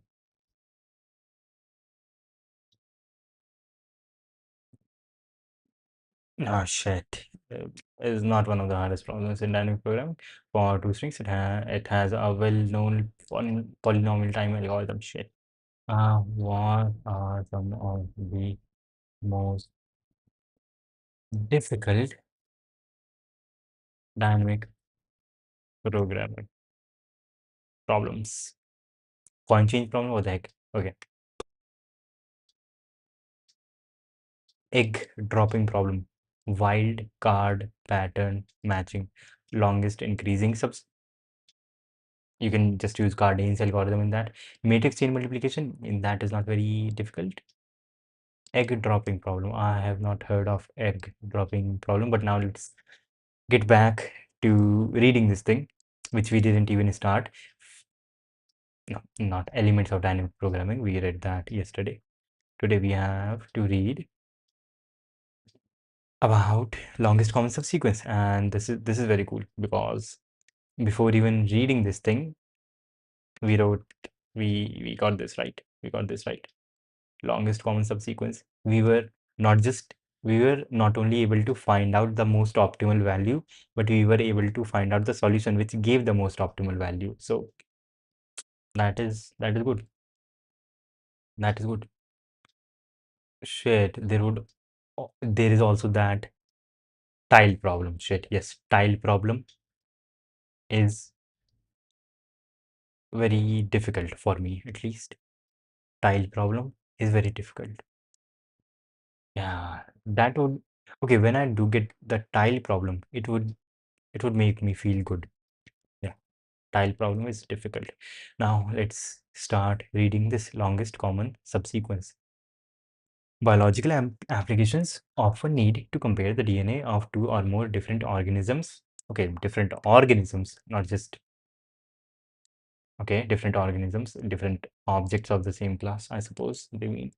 A strand of DNA consists of a string of molecules called bases. Okay, we went too far ahead. I misclicked on something.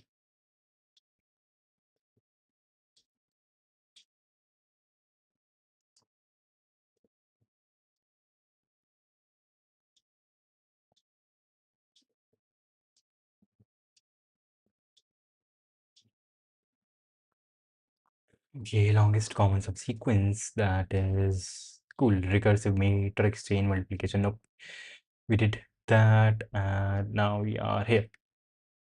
Longest common subsequence. Okay, a strand of DNA consists of a strings of molecules called bases. Okay, where the possible bases are ACGT. ACGT bases. Yes, I have heard of that. Representing each of these bases by its initial letters, we can express a strand of DNA as a string over 4 element set. These are the alphabets of our language. This is the alphabet for our language, and yeah, we construct a language. See section C.1 for the definition of a string. Yep. Okay. For example, the DNA of one organism may be S1, represented by this string, and the DNA of another organism may be S2, which is represented by this string. And let's actually find the longest common subsequence in these two strings. We can modify our own longest common subsequence program.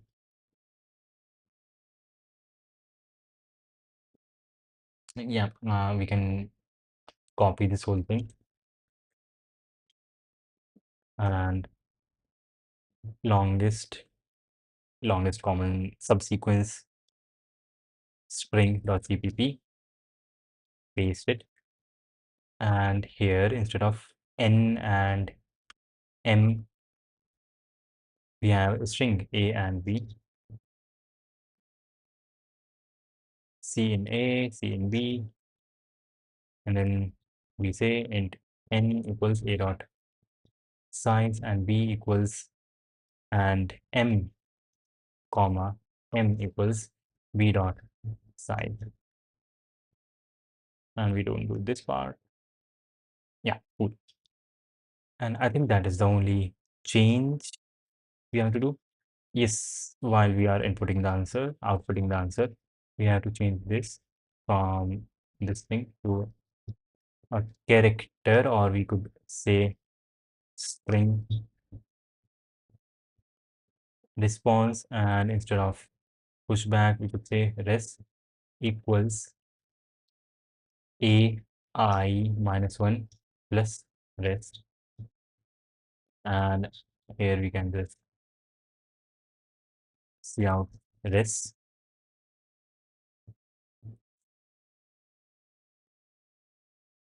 and initially res is empty string. I think that would work. G++ LCM, longest LCS, longest common subsequence. Run the program, and the subsequences are this one. Copy. Don't want to look it up. And the second one is this. Output 20. And the answer is this. That is amazing. We can do some gene editing now. Hello, qualified for ICPC. That is amazing. That is amazing. Regional finals. So you will be competing at Asia Pacific level. So you will be competing in a contest where people from Australia, New Zealand, and Papua New Guinea, and all the Oceania countries will be competing. That is pretty cool. That is pretty cool. And shit, that is amazing. That is amazing. So when is that? When are the regional finals happening? And what would happen after that? And I think in ICPC you do have a team of 3, and you share the same computer. That is cool. Mm, Congratulations. That is pretty cool. Uh, Congratulations. Spelling is correct. Spelling is correct. October 24. Then after World Finals. Wait, World Finals just happened, I guess, a week or two ago. Uh, and now they will be happening again.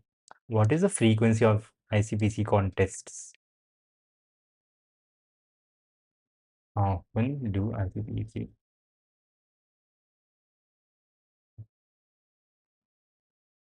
Once a year.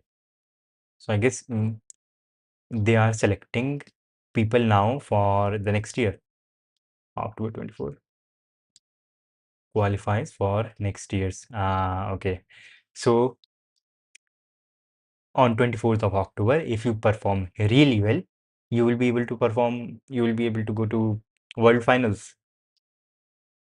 That is amazing. Then you can say you are ICPC World Finalist. That is pretty good.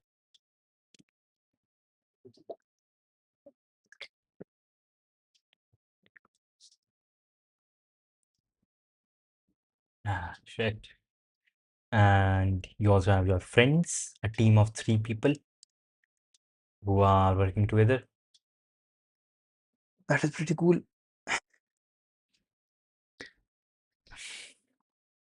And today we did longest common subsequence on CACS, I guess, and we also did edit edit distance with all the knowledge that we gained till now reading this chapter for the past 3 days. That is what we did, and that is pretty cool. And I'm like actually genuinely happy for you. I know someone who has qualified in regional finals. That is a nice thing to have. Now, back to this. One reason to compare two strands of DNA is to determine how similar the two strands are as some measure of how closely related the two organisms are. We can make a lot of racial jokes at this line, but we can skip that. We can and do define similarity in many different ways. For example, we can say that two DNA strands are similar if one is a substring of the other. Chapter 32 explores algorithms to solve this problem.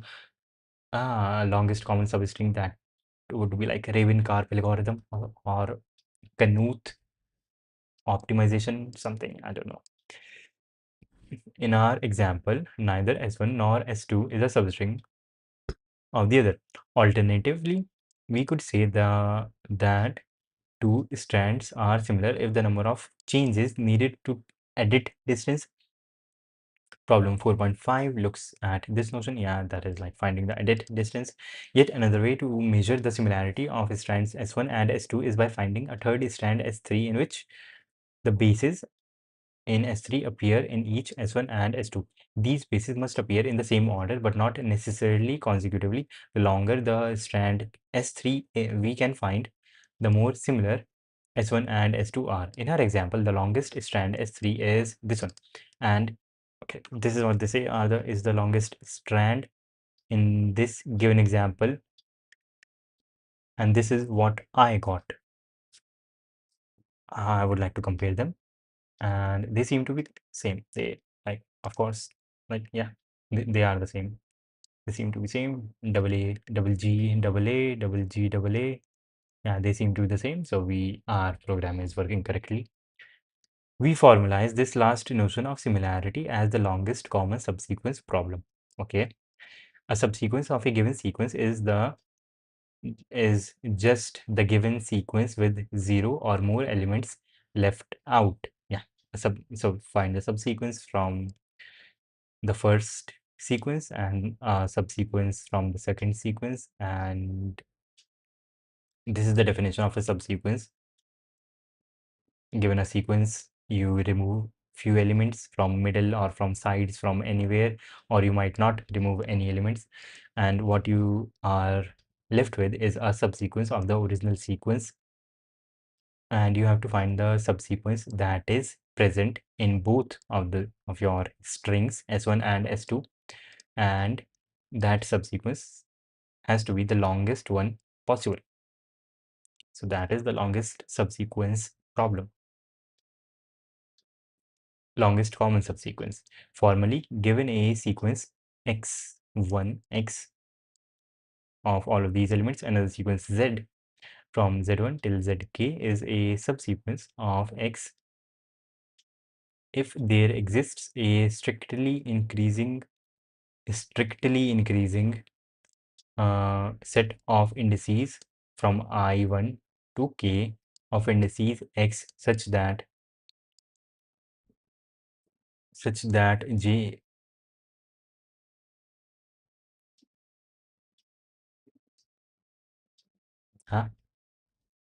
indices, we are starting from 1 to k of indices x.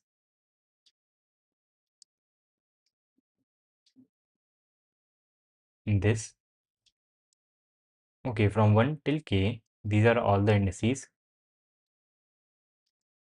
which correspond to some element in the sequence x, such that for all j1 to k, we have xij equals xj.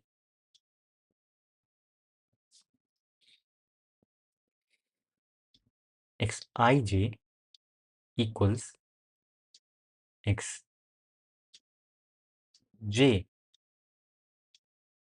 For example, z equals zg. For example, z equals b c d b is a subsequence of this thing. Okay. We are not finding the longest common subsequence between x and z. They are just at this point only defining what a subsequence is. So for x, a subsequence of x, let's call it z. Z is a subsequence of x if we have all the elements in x in which are in z appear in x in the same order, maybe consecutively or maybe not consecutively appear in x, and if that is the case, then z is a subsequence of x. Okay, given two sequences x and y, we say that z is a common subsequence if x and y of x and y if z is a subsequence of both x and y. For example, for x equals this and y equals this, the sequence BCA, BCA, and in y we have BCA is a common subsequence of both x and y. The sequence BCA is not a longest, not the longest. They are using a because there might be multiple longest subsequences. Is not a longest subsequence of x and y. However, since it has length 3 and the sequence BCAB, BCAB, here also we have BCAB has length 4 and is also a subsequence of x and y. Therefore, it is one of the longest common subsequence. Since x and y have no subsequence of length 5 or greater, common subsequence of length 5 and greater, therefore BCAB is one of the longest common subsequences. In the longest common subsequence problem, the input is two sequences x and y, and the goal is to find a maximum length common subsequence of x and y.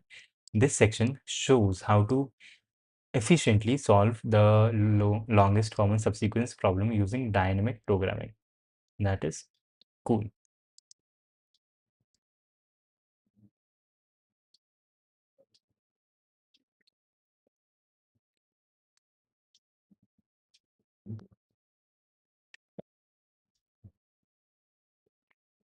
What I want to read about it is the recurrence relation. I know this relation is correct. I mean, this part is definitely correct.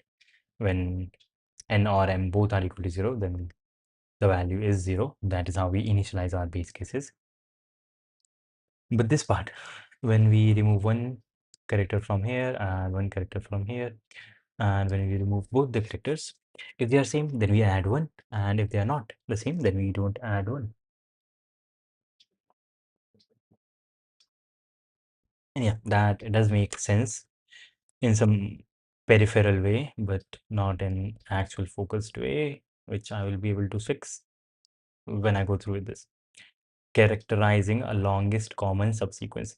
You can solve the longest common subsequence with the brute force approach. Enumerate all subsequences of x and check each subsequence to see whether it is also a subsequence of y, and that would result in 2 power n subsequences of x and 2 power m subsequences of y. That is their length, to see whether it is also a subsequence of y. Keeping track of the longest subsequence, you find each subsequence of y. Wait, I remembered just now some question which I was trying to do at some point. Yeah, also a subsequence of y. Keeping track of the longest subsequence, you find each subsequence of x corresponds to a subset of indices these of x. Because x has 2 power m subsequences, this approach requires exponential time, making it impractical for long sequences. The LCS problem, longest common subsequence problem, has an optimal substructure property. However, it has to have an optimal substructure property. Yep, it has to have an optimal substructure property. has to have an optimal substructure property. Yep. So that is, I guess,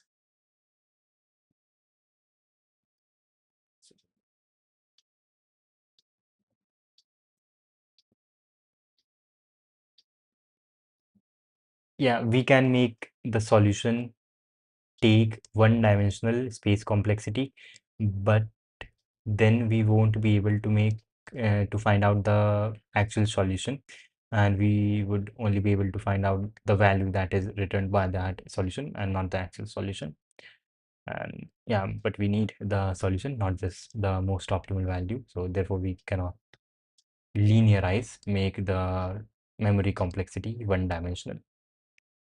That makes sense. The LCS problem has an optional optimal substructure property. However, as the following theorem shows, as you will see, the natural class of sub problems correspond to pairs of prefixes of two input sequence. To be precise, given a sequence x equals this thing, we define prefix we define the ith prefix of x to be equal to all the indices starting from 1 till the ith element. For example, this and x4 is just the first 4 elements. Yep, these 4. That is that is true. And x0 is empty sequence. Theorem 4. Optimal substructure for n of an LCS. Let x equals this and y equals this. Be sequences. Let z equals be any LCS of x and y. Makes sense. Now, if the last elements are equal, then if they are equal, then it must be equal to the last element in the longest common subsequence when we are considering the k elements. That is actually true. That is actually true, because if this was not the case, if we had something else as the last element in zk and these two were equal, then we could add this element which is common in both the sequences to our zk, and if we can increase the length of our longest common subsequence, then it is not actually the longest common subsequence. Therefore, by contradiction, if the last elements are same, they must be equal to zk. And if that is the case, and zk minus 1 is an LCS of when we remove both the elements. Makes sense. And if they are not equal,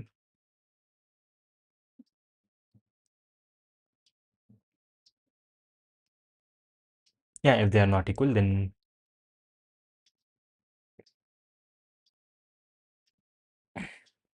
we don't know zk, but is, whatever zk is, it will not be equal to both the elements at the same point.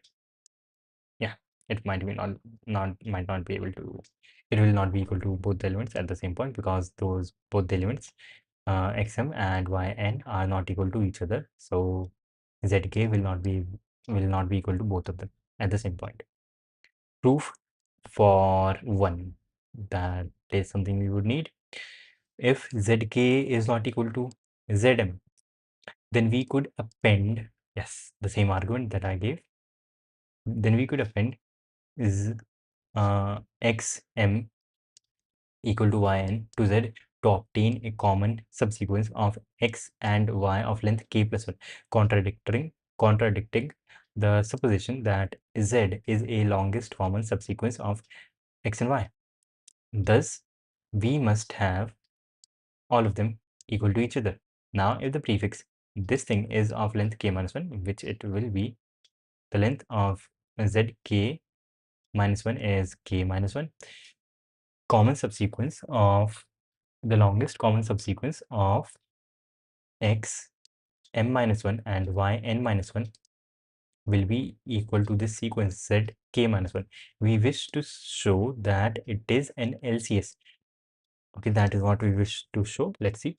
Suppose for the purpose of contradiction that there exists a common subsequence W between this with length greater than k minus 1, then appending this, the current elements, which you just removed to W, produces a common subsequence of x and y whose length is greater than k. Which is the contradiction, and which would mean zk was not the longest common subsequence when we are considering xn, xm, and yn. Yeah. So by contradiction, the longest common subsequence between xm minus 1 and yn minus 1 must be zk minus 1. So point 1 is proven by contradiction, twice by contradiction. And second, if zk is not equal to xm, let's if zk is not equal to xm,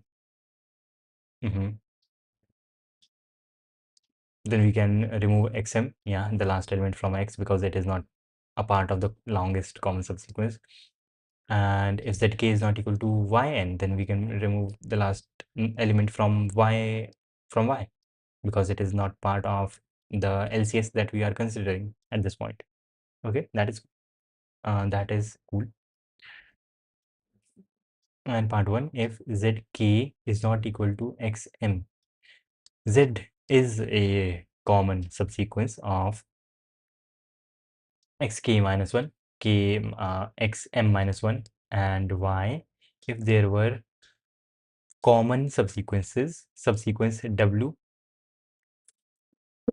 if there were a common subsequence w of xm minus 1 and y with a length greater than k, then w would also be a common subsequence of xm and y. Therefore, by contradiction, the same thing is true, and the proof for this, for the third point, is symmetric to the proof for the second point. Yep, we can buy into that. And the way that theorem 4.1, okay, that is a goddamn theorem. Optimal. That is a theorem. That is cool. The way that theorem 4.1 characterizes longest common subsequence says that LCS of two sequences contains within it an LCS of prefixes of two sequences. The way that theorem 14.1 characterizes longest common subsequences says that an LCS, longest common subsequence of two sequences, contains within it an LCS of prefix of two sequences. That makes sense. If we remove some elements, or we take prefixes of both of those sequences whose LCS we have, then that LCS, a prefix of that LCS could be LCS, or is going to be one of the LCS of those two sequences, or prefixes of those two new sequences. And yeah, that is something. A recursive solution also has overlapping subproblem property, as we will see in a moment. Now, recursive solution, if we are using recursion, even though in our implementation we use iteration. Wait, not this one. This is what is string. This is the one that is for numbers, and that is cool. A recursive solution. Yep. Theorem 14.1 implies that you should examine either one or two subproblems, either one or two or three subproblems when finding LCS of x and y. If they are equal, then you need to find LCS of x m minus 1 and y n minus 1, appending x m equal to y to this LCS yields an LCS of x and y. Wait, recursion. If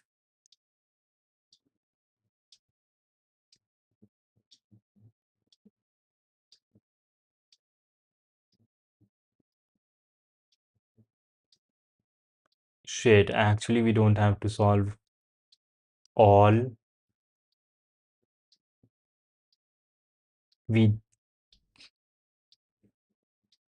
yes, we do have to solve all of these subproblem space, I think. Yeah, yeah. So iteration would be better than a recursion. I think we do have to solve all of these.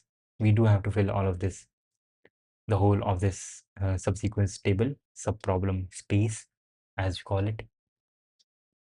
Can we do without solving this, without filling this whole thing with a time complexity that is better than this? I guess no. We would have to go through all the things.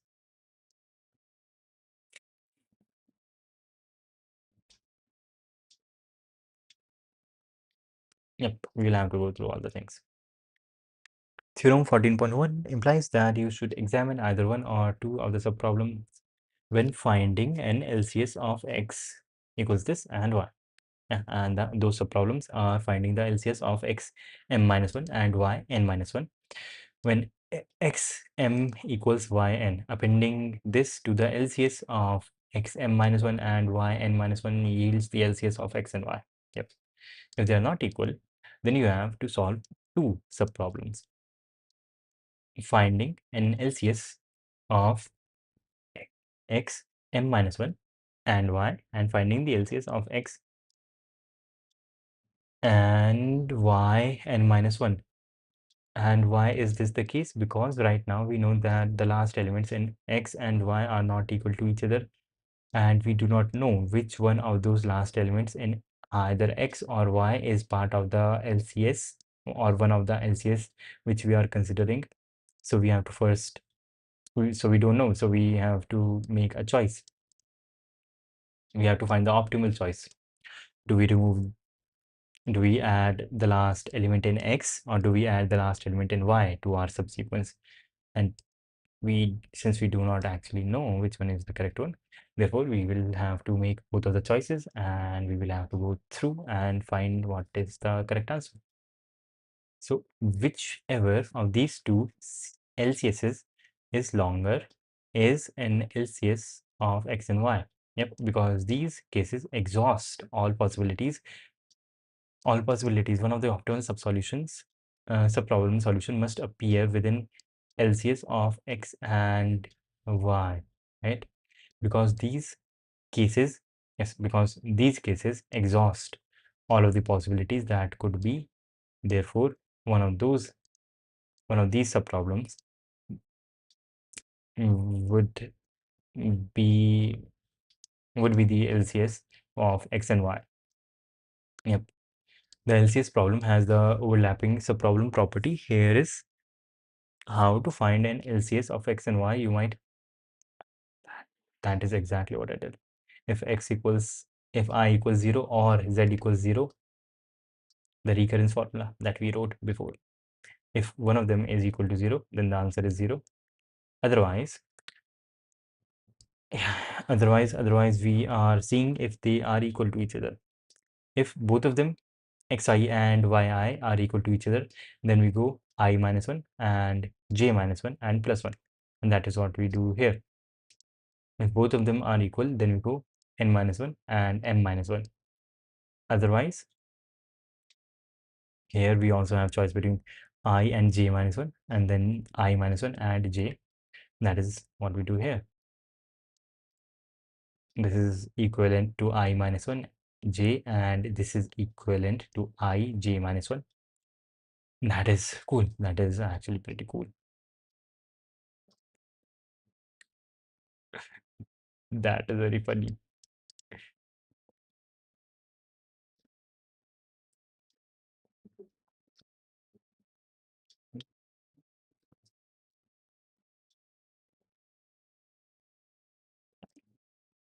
Okay, kbps is going up and down quite a bit. Yep. In this recursive formulation, a condition in the problem restricts which subproblems to consider. Shit. Oh, yes, I will go through this whole thing, and that would make me a better programmer. Yeah, not much left. In this recursive formulation, a condition in the problem restricts a condition in the problem restricts which subproblems to consider. Uh-huh. Yes. When x equals y, you can and should avoid considering subproblems of finding LCS of x minus 1 and y minus 1 if they are equal to each other. Makes, wait, no, you should and yeah, only consider finding if they are equal to each other. Yeah, LCS of x I minus 1 and y j minus 1. Otherwise, you should consider two subproblems of finding an LCS of x I and y j minus 1, and this is the second subproblem. In the previous dynamic programming algorithms we have examined for rod cutting and matrix chain multiplication, we didn't rule out any subproblems due to conditions in the problem. Finding an LCS is not the only dynamic programming algorithm that rules out subproblems based on conditions in the problem. For example, the edit distance problem also does the same thing. Okay, so that does mean something. So I guess recursion would be faster in this instead of iteration, because using recursion we don't have to exhaust the whole possibility of answers. Yep, that makes sense. And I guess we can even save some space complexity if we are using a map associative data structure, I guess. Yeah. We didn't rule out any subproblems. Yep. So we can rule out some subproblems here. That is cool. Computing the length of an LCS, step 3. A recursive solution.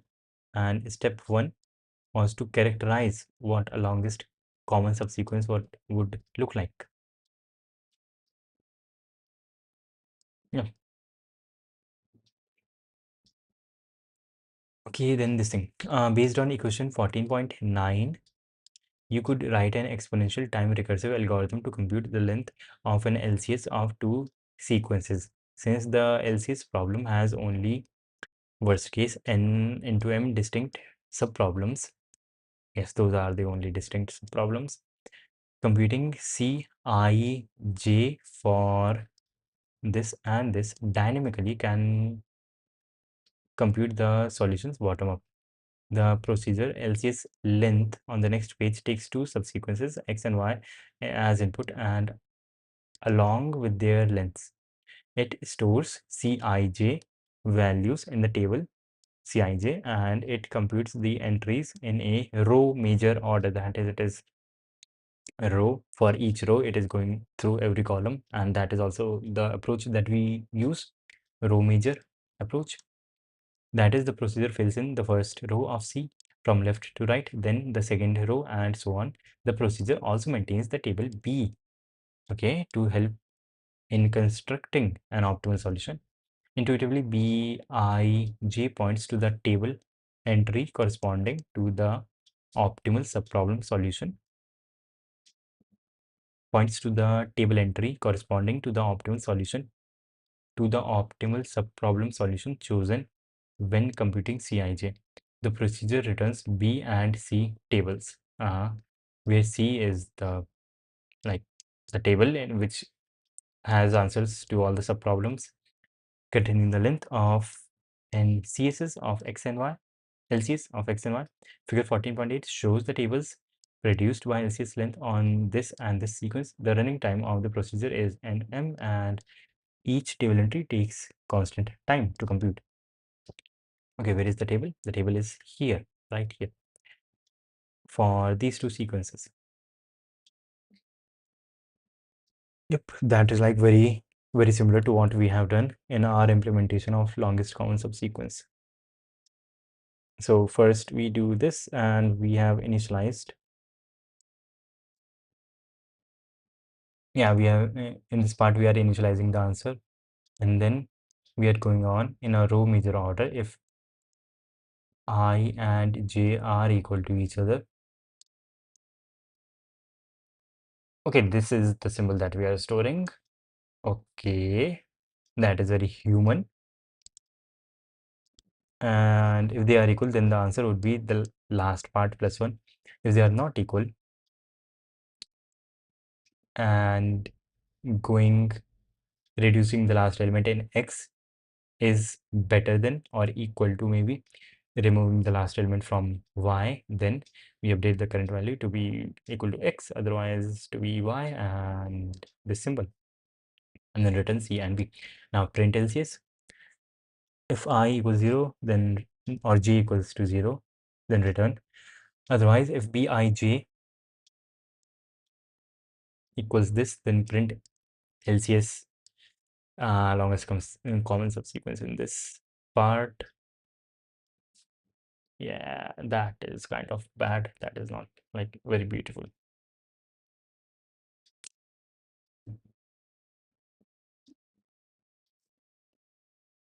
Yep, that is not very beautiful.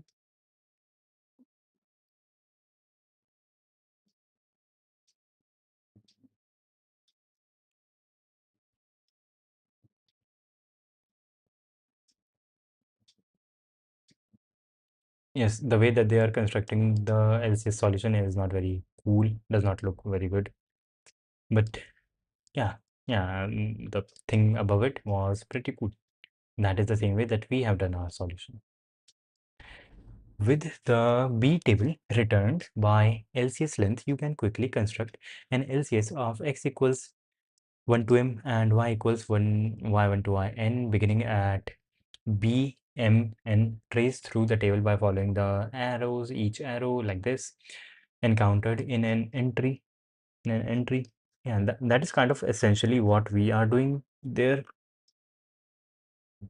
But instead of recursion, we are using iteration. So that is cool. As an element, yeah. Now improving the code. Yep, we would like to improve the code. The initial call to print LCS for B in the table figure 14.8. The procedure prints BCBA. The procedure takes O of m plus n time, since it reduces I from 6, means I from B from 7 to 0, and also J from 6 to 0. So I plus J, m plus n. Now we want to improve the code, but before we do we will have exercises after that. That is cool. But before we do that, I would like to go to the washroom and I will be right back in a minute.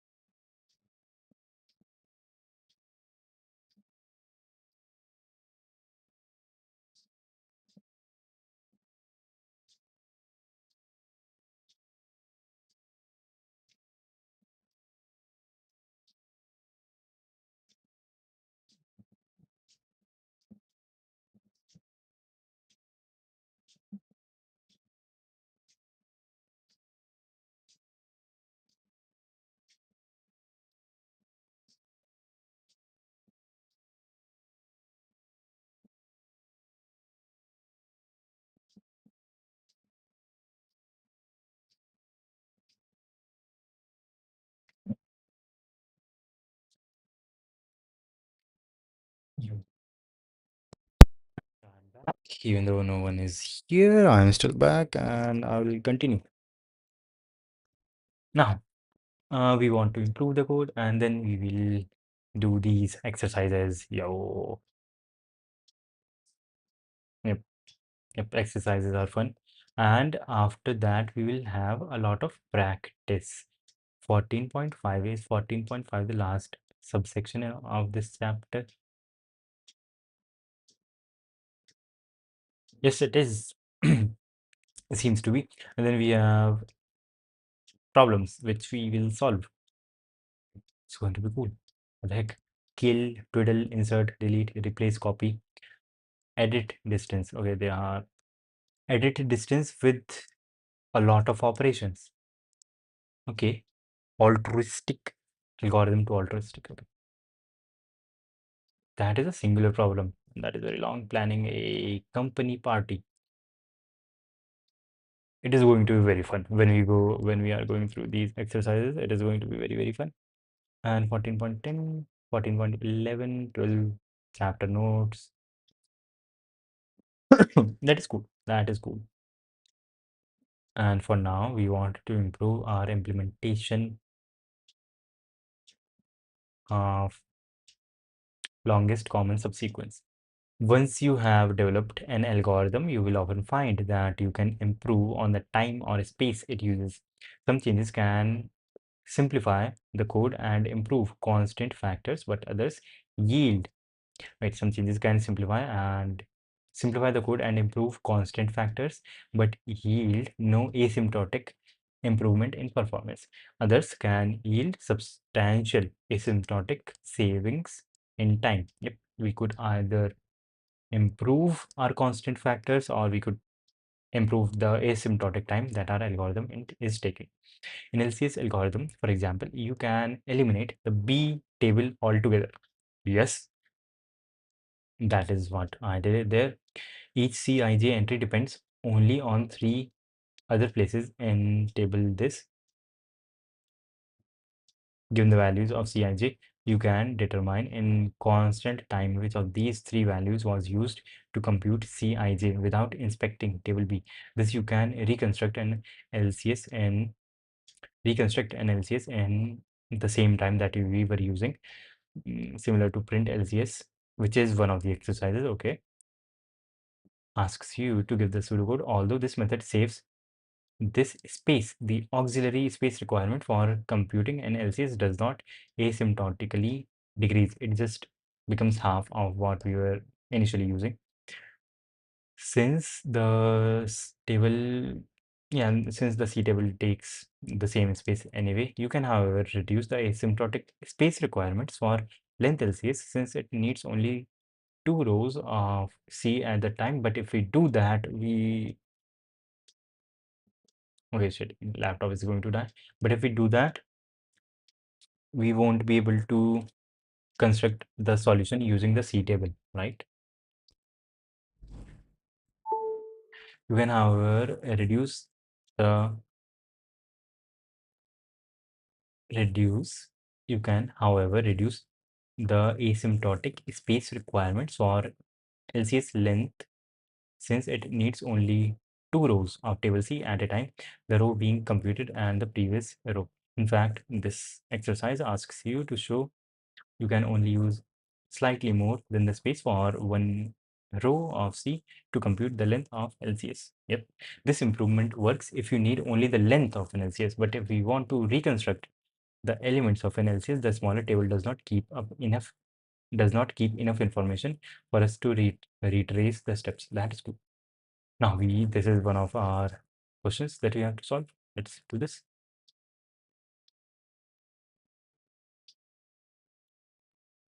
So we will give this to our question. B plus plus longest common subsequence.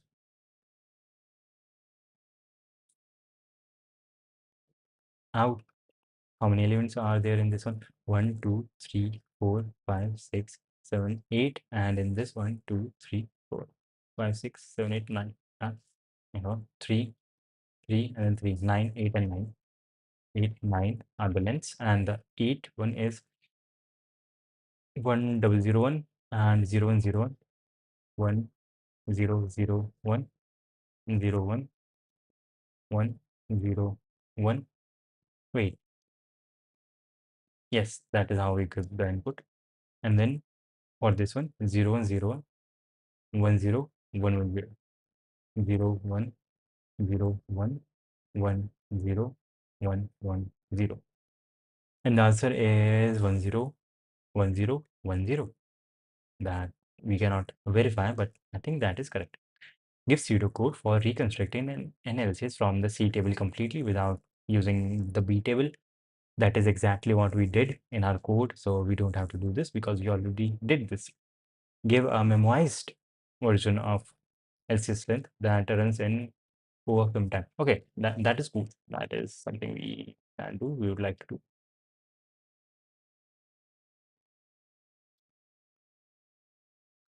Okay. This will return an integer and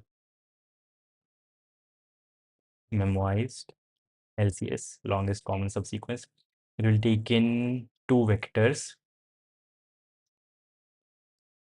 A and vector B, vector of integer B, and int I, int j, depicting the length. And if AI equals A, B, J, if they are equal, then return the spelling of memoized is wrong.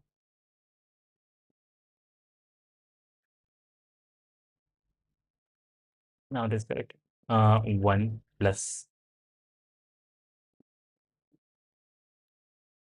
memoized LCS, 1 plus memoized LCS A comma B comma I minus 1 comma J minus 1.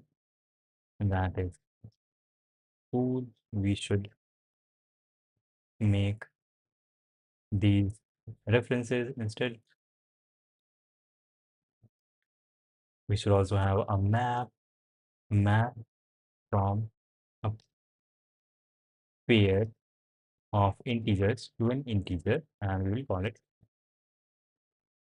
memo. Now, if I equals 0 or j equals 0, return 0. And if that is not the case, if memo.count, count I comma j, if that is what we have there, memo bracket I comma j, return that. But if we don't have it, then response is this thing. And before returning memo I j equals the response, and at the end return the response, whatever it is. Else, if that is not the case, wait, in this, update the response and do these two things here. Memo bracket I comma j equals response, and then return the response. Or shit, we don't even have to do this. We can do memo I comma j equals this thing. Yep, just set it there and then return not a response but memo I comma j. That is cool. And if that is not the case, then memo I comma j equals memoized LCS or maximum, yes, maximum of two things. Memoized LCS a comma b comma I comma j minus 1. That is one of the possible paths we could take. Memoized LCS of a comma b comma I minus 1 comma j. That is another of the paths that we could take.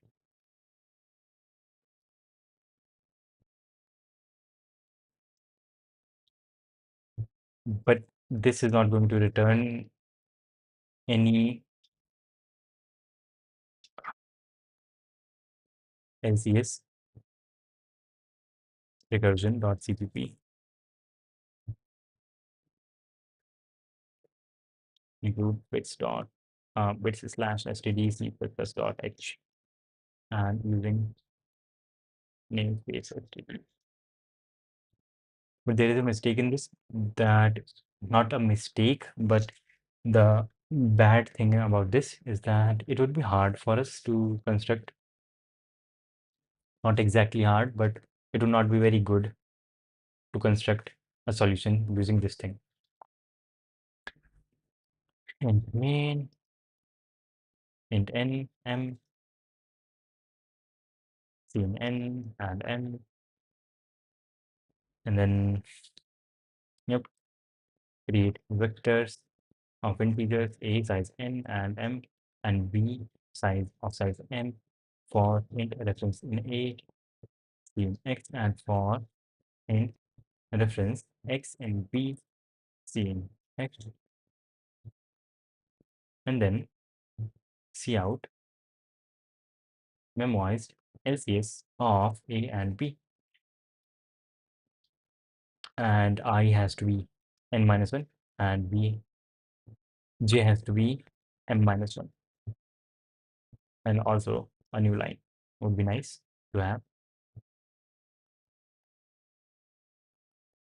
G++ LCS recursion, at least there are no errors, that is a nice thing to have. And now for this thing is our question.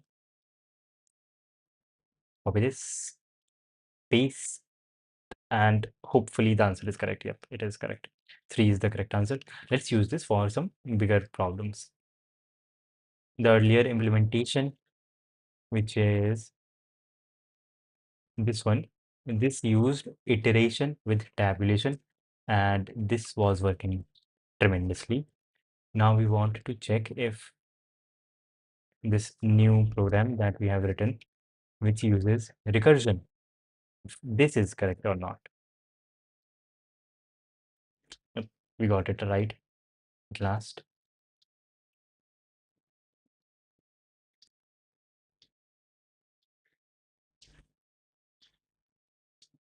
What are some big sequences? This is a big sequence. We can copy paste this. That is a lot of numbers. Dot smash out, run on this. I think that is not even all the numbers. I guess, yeah, that is not all the numbers. We cannot just copy paste a big number like that. But yeah, the recursive solution is working. This one, recursive solution is working, which uses memoization for LCS, and also the iterative solution is working. This one, and this one also has the ability to find out the correct solution, not just the optimal value that is returned by that solution, but also the optimal solution, not the optimal solution, because there can be multiple optimal solutions, but one of them, one of the optimal solutions. Yep, we did that. Now show how to compute the length of LCS using 2 into minimum of these two. Yeah, so this is telling us to reduce the space complexity asymptotically of our implementation of this thing, which we can do LCS reduced space.cpp. Let's delete the whole thing. In n, m, c in n, m, and then vector of integers a size n and b size m, c in, no, for int reference x in a, c in x, for int reference x in b, c in x. Now that is correct, and now we will need one thing. Okay, if, okay, let's do this here. If n is n is greater, n is smaller than m, then swap n and m, because we want n to be the smaller number. And now vector int,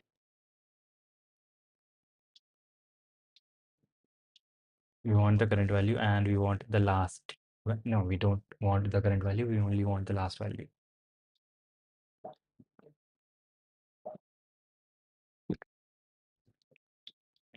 We want the last two values.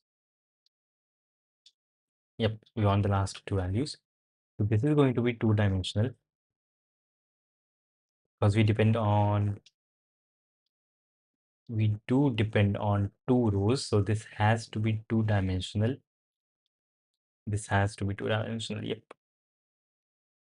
Number of rows would be two, and yep, the number of columns would be whatever they are. Tab, number of rows would be two, and number of columns is going to be n, which is the smaller number. Now, I guess, yeah, let's reverse it. Now, n is the bigger number and m is the smaller number. For in I equals 1, I less than equal to n, and we are going through all the rows virtually speaking, and in j equals 1, j less than equal to m, going through all the columns, j plus plus. And for this particular column, the answer is going to be tab. First of all, we need to know from the available two rows, which row are we going to go into? That depends on the parity of I. Yep, that only depends on the parity of I. If I is even, then we go to the first row, and if I is odd, then we go to the second row, which is at index 1. So we can take AND of I with 1, and that would tell us whatever we need. So tab I j equals maximum, that is what we want, maximum common subsequence. Tab, and not just this, we have to replace I with AND, which you can do using a substitution in a while. So here we can pretend as if nothing happened. So this is one of the choice. Another choice is I minus 1 j, and another choice is tab I minus 1 and j minus 1 when we are removing both the elements from both uh, the last elements from both of the arrays vectors a and b, and a I minus 1.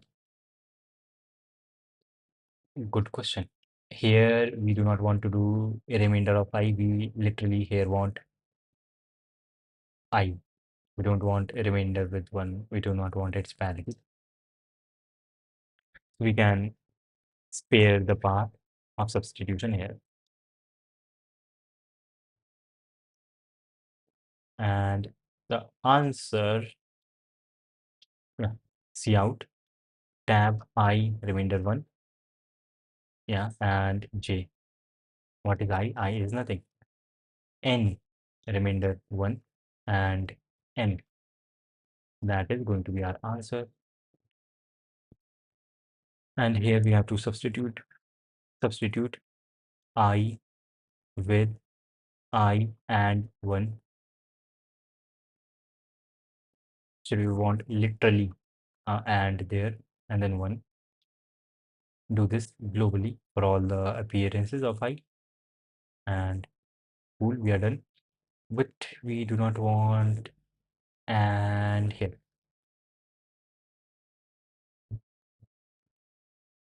That looks pretty cool. G++, LCS, reduced space. Okay, it is at least it compiles output. This is our input. And okay, we messed up at some point.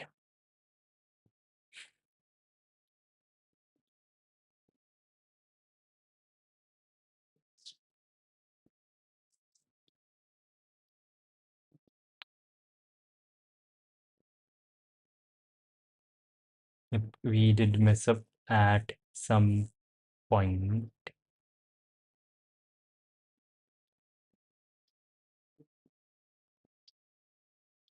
Mhm.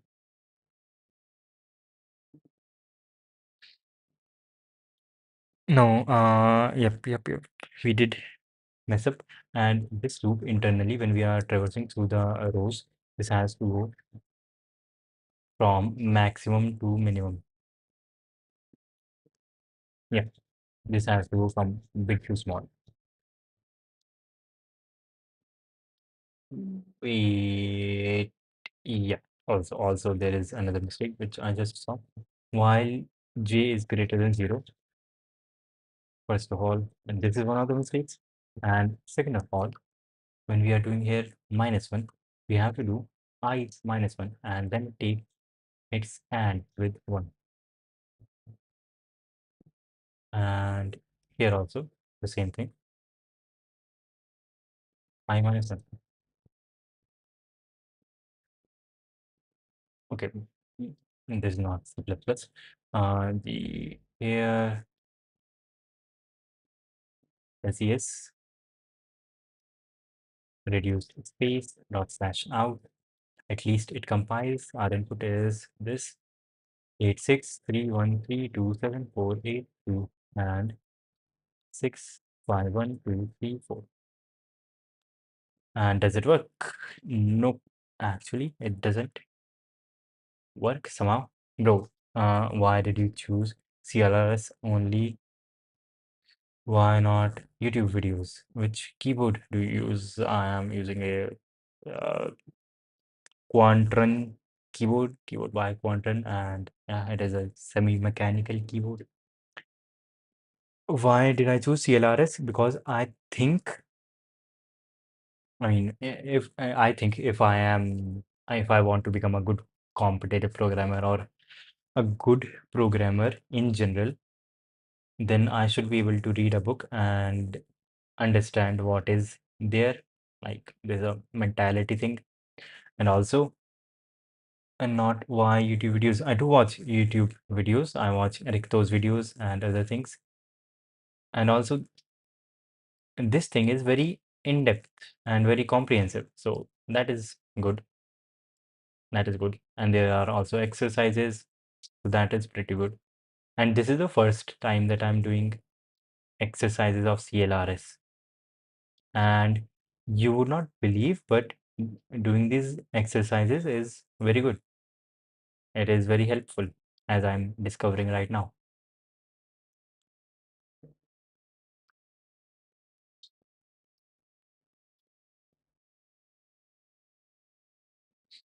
0 and 1. This is only going to be equal to 0 and 1 and nothing else.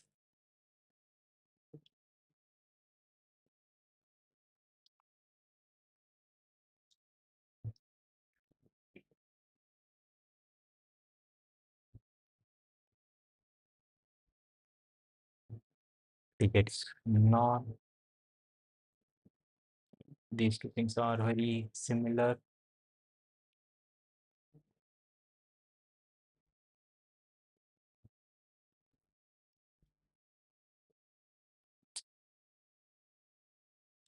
What is the mistake here?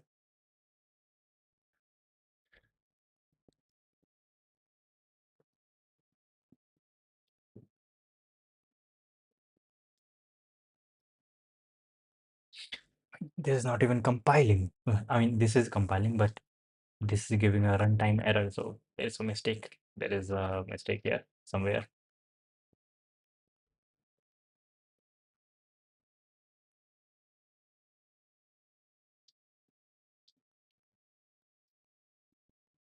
Okay, alloc interface int reference.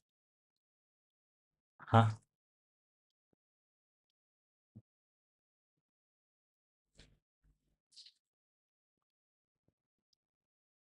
LSP start clang D. There are literally no mistakes.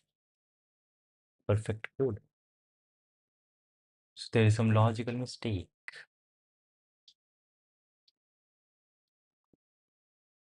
There's some logical mistake at some point with TP allocation, some standard allocators for integer, long unsigned integer. This size failed. Uh,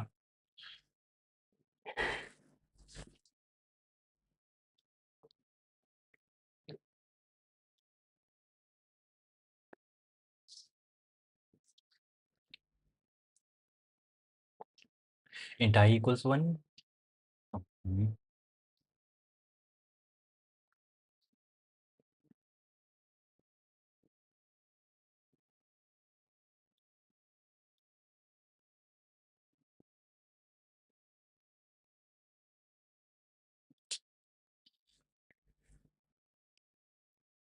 This does not work somehow.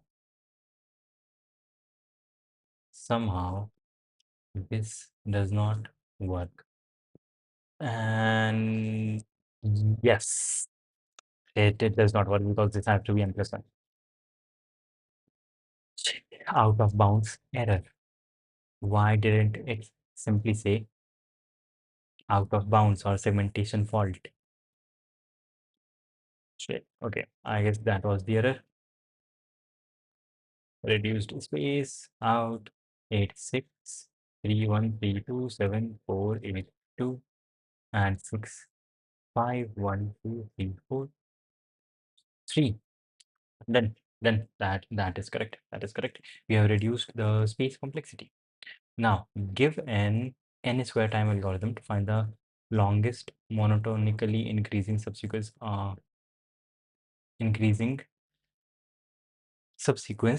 of a sequence of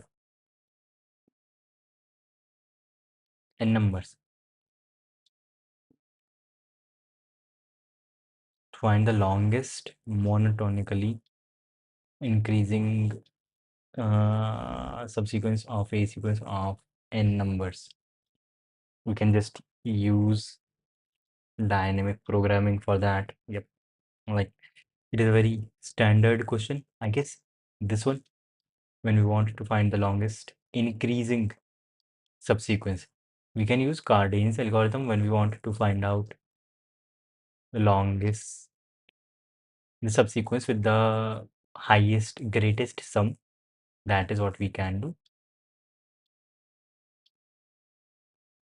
using Cardane's algorithm. But for this part, longest increasing subsequence, yeah, there is the standard algorithm where whenever we are at some element, if we have a bunch of elements like this, x1, x2, x3, x4, x5, we will have our DP array in which at this location, we are going to say if this is the last element in our longest increasing subsequence, then what is going to be yep, then what is going to be the thing yep, then what is going to be the longest increasing subsequence if this is our last element, and that is what we will store here. And how do we see that? We have this number and we will go to the last number and we will see, can this be a part of this subsequence? Can it be? And if it can be, then whatever its value is, increasing subsequence number 3, we will add 1 to it and store it here, and we will check for this thing, can I add x2 to my increasing subsequence where x4 is the last element? And if I can add, I will compare the value of x2 of I2 increasing subsequence where x2 is the last element, I2 plus 1. I will compare it with the current value of I4 and I will update it to the maximum value possible. And we will do that for all the elements to the left. Or if we are using a set, we could only go through the elements which are bigger. Yep, we could store pairs in set where the first element is the value and then the second element is the index. and we could only go to the elements whose value is greater. That is something that we can do. Yep. So that is n square time algorithm. And now given n log n time algorithm to find the longest is log n monotonically increasing subsequence of a sequence of n numbers int. Yeah.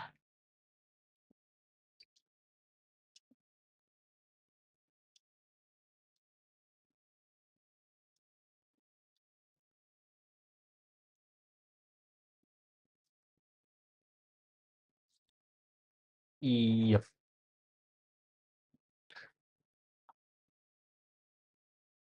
Since I do not have to consider all the elements to the left, I only have to consider all the elements whose value is smaller than this x4 element. Therefore, I can cut down my search by going through the elements which are eligible. So I will have all the elements which are eligible. And when I have that, in that set, I can look for which value is the maximum. And that would be my answer. But how do I see that? That is a good question.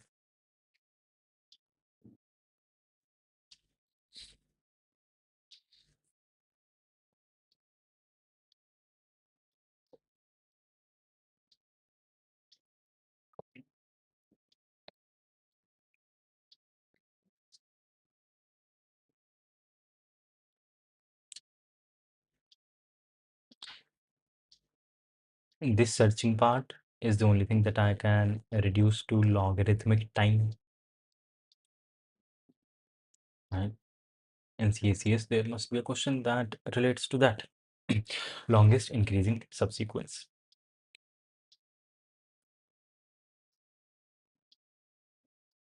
Here in dynamic programming, longest increasing subsequence, the increasing subsequence, that is the question. Right. Okay, we only have to return the length of the increasing subsequence. And we cannot do n square, so we will have to do n log n time, which is suggested here. And how do we find the how do we find in log n time the best value?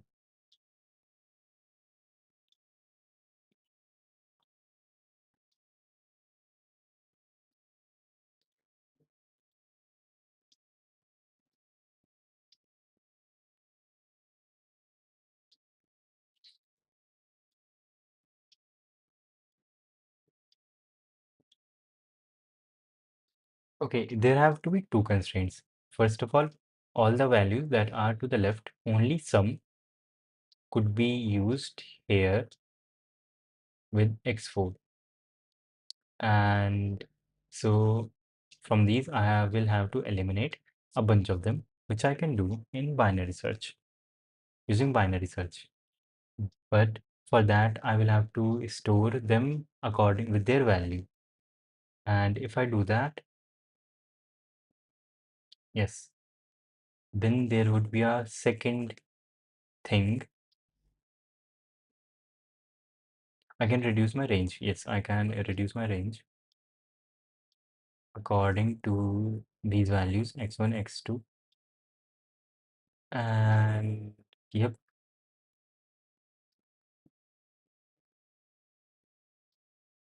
I think a set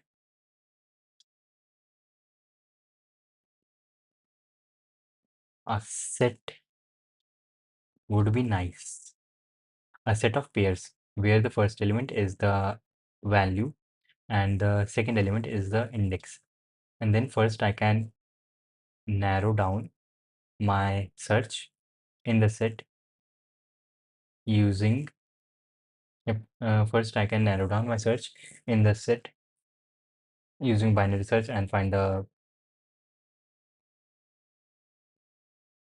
greatest element that is smaller than x4 or current element that I am at. And then given those set, I can use the second element in individual pairs, which would be the index, and apply a binary search on that, apply a binary search on that, and the values I would be accessing would come from here, for which I would have to pass in a custom binary search function. Yeah, so that is also, I guess it is very hard to do it right now because I have been studying for 3 hours and 3.5 hours. But we were actually able to do the longest common subsequence question, which is very good. It's very good. Longest common subsequence, we were able to do it right here. Longest common subsequence, we were able to do it. So that is cool.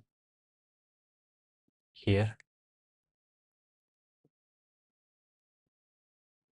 longest common subsequence, we got it right. So that is cool. And I guess for today, there should be enough enough studying.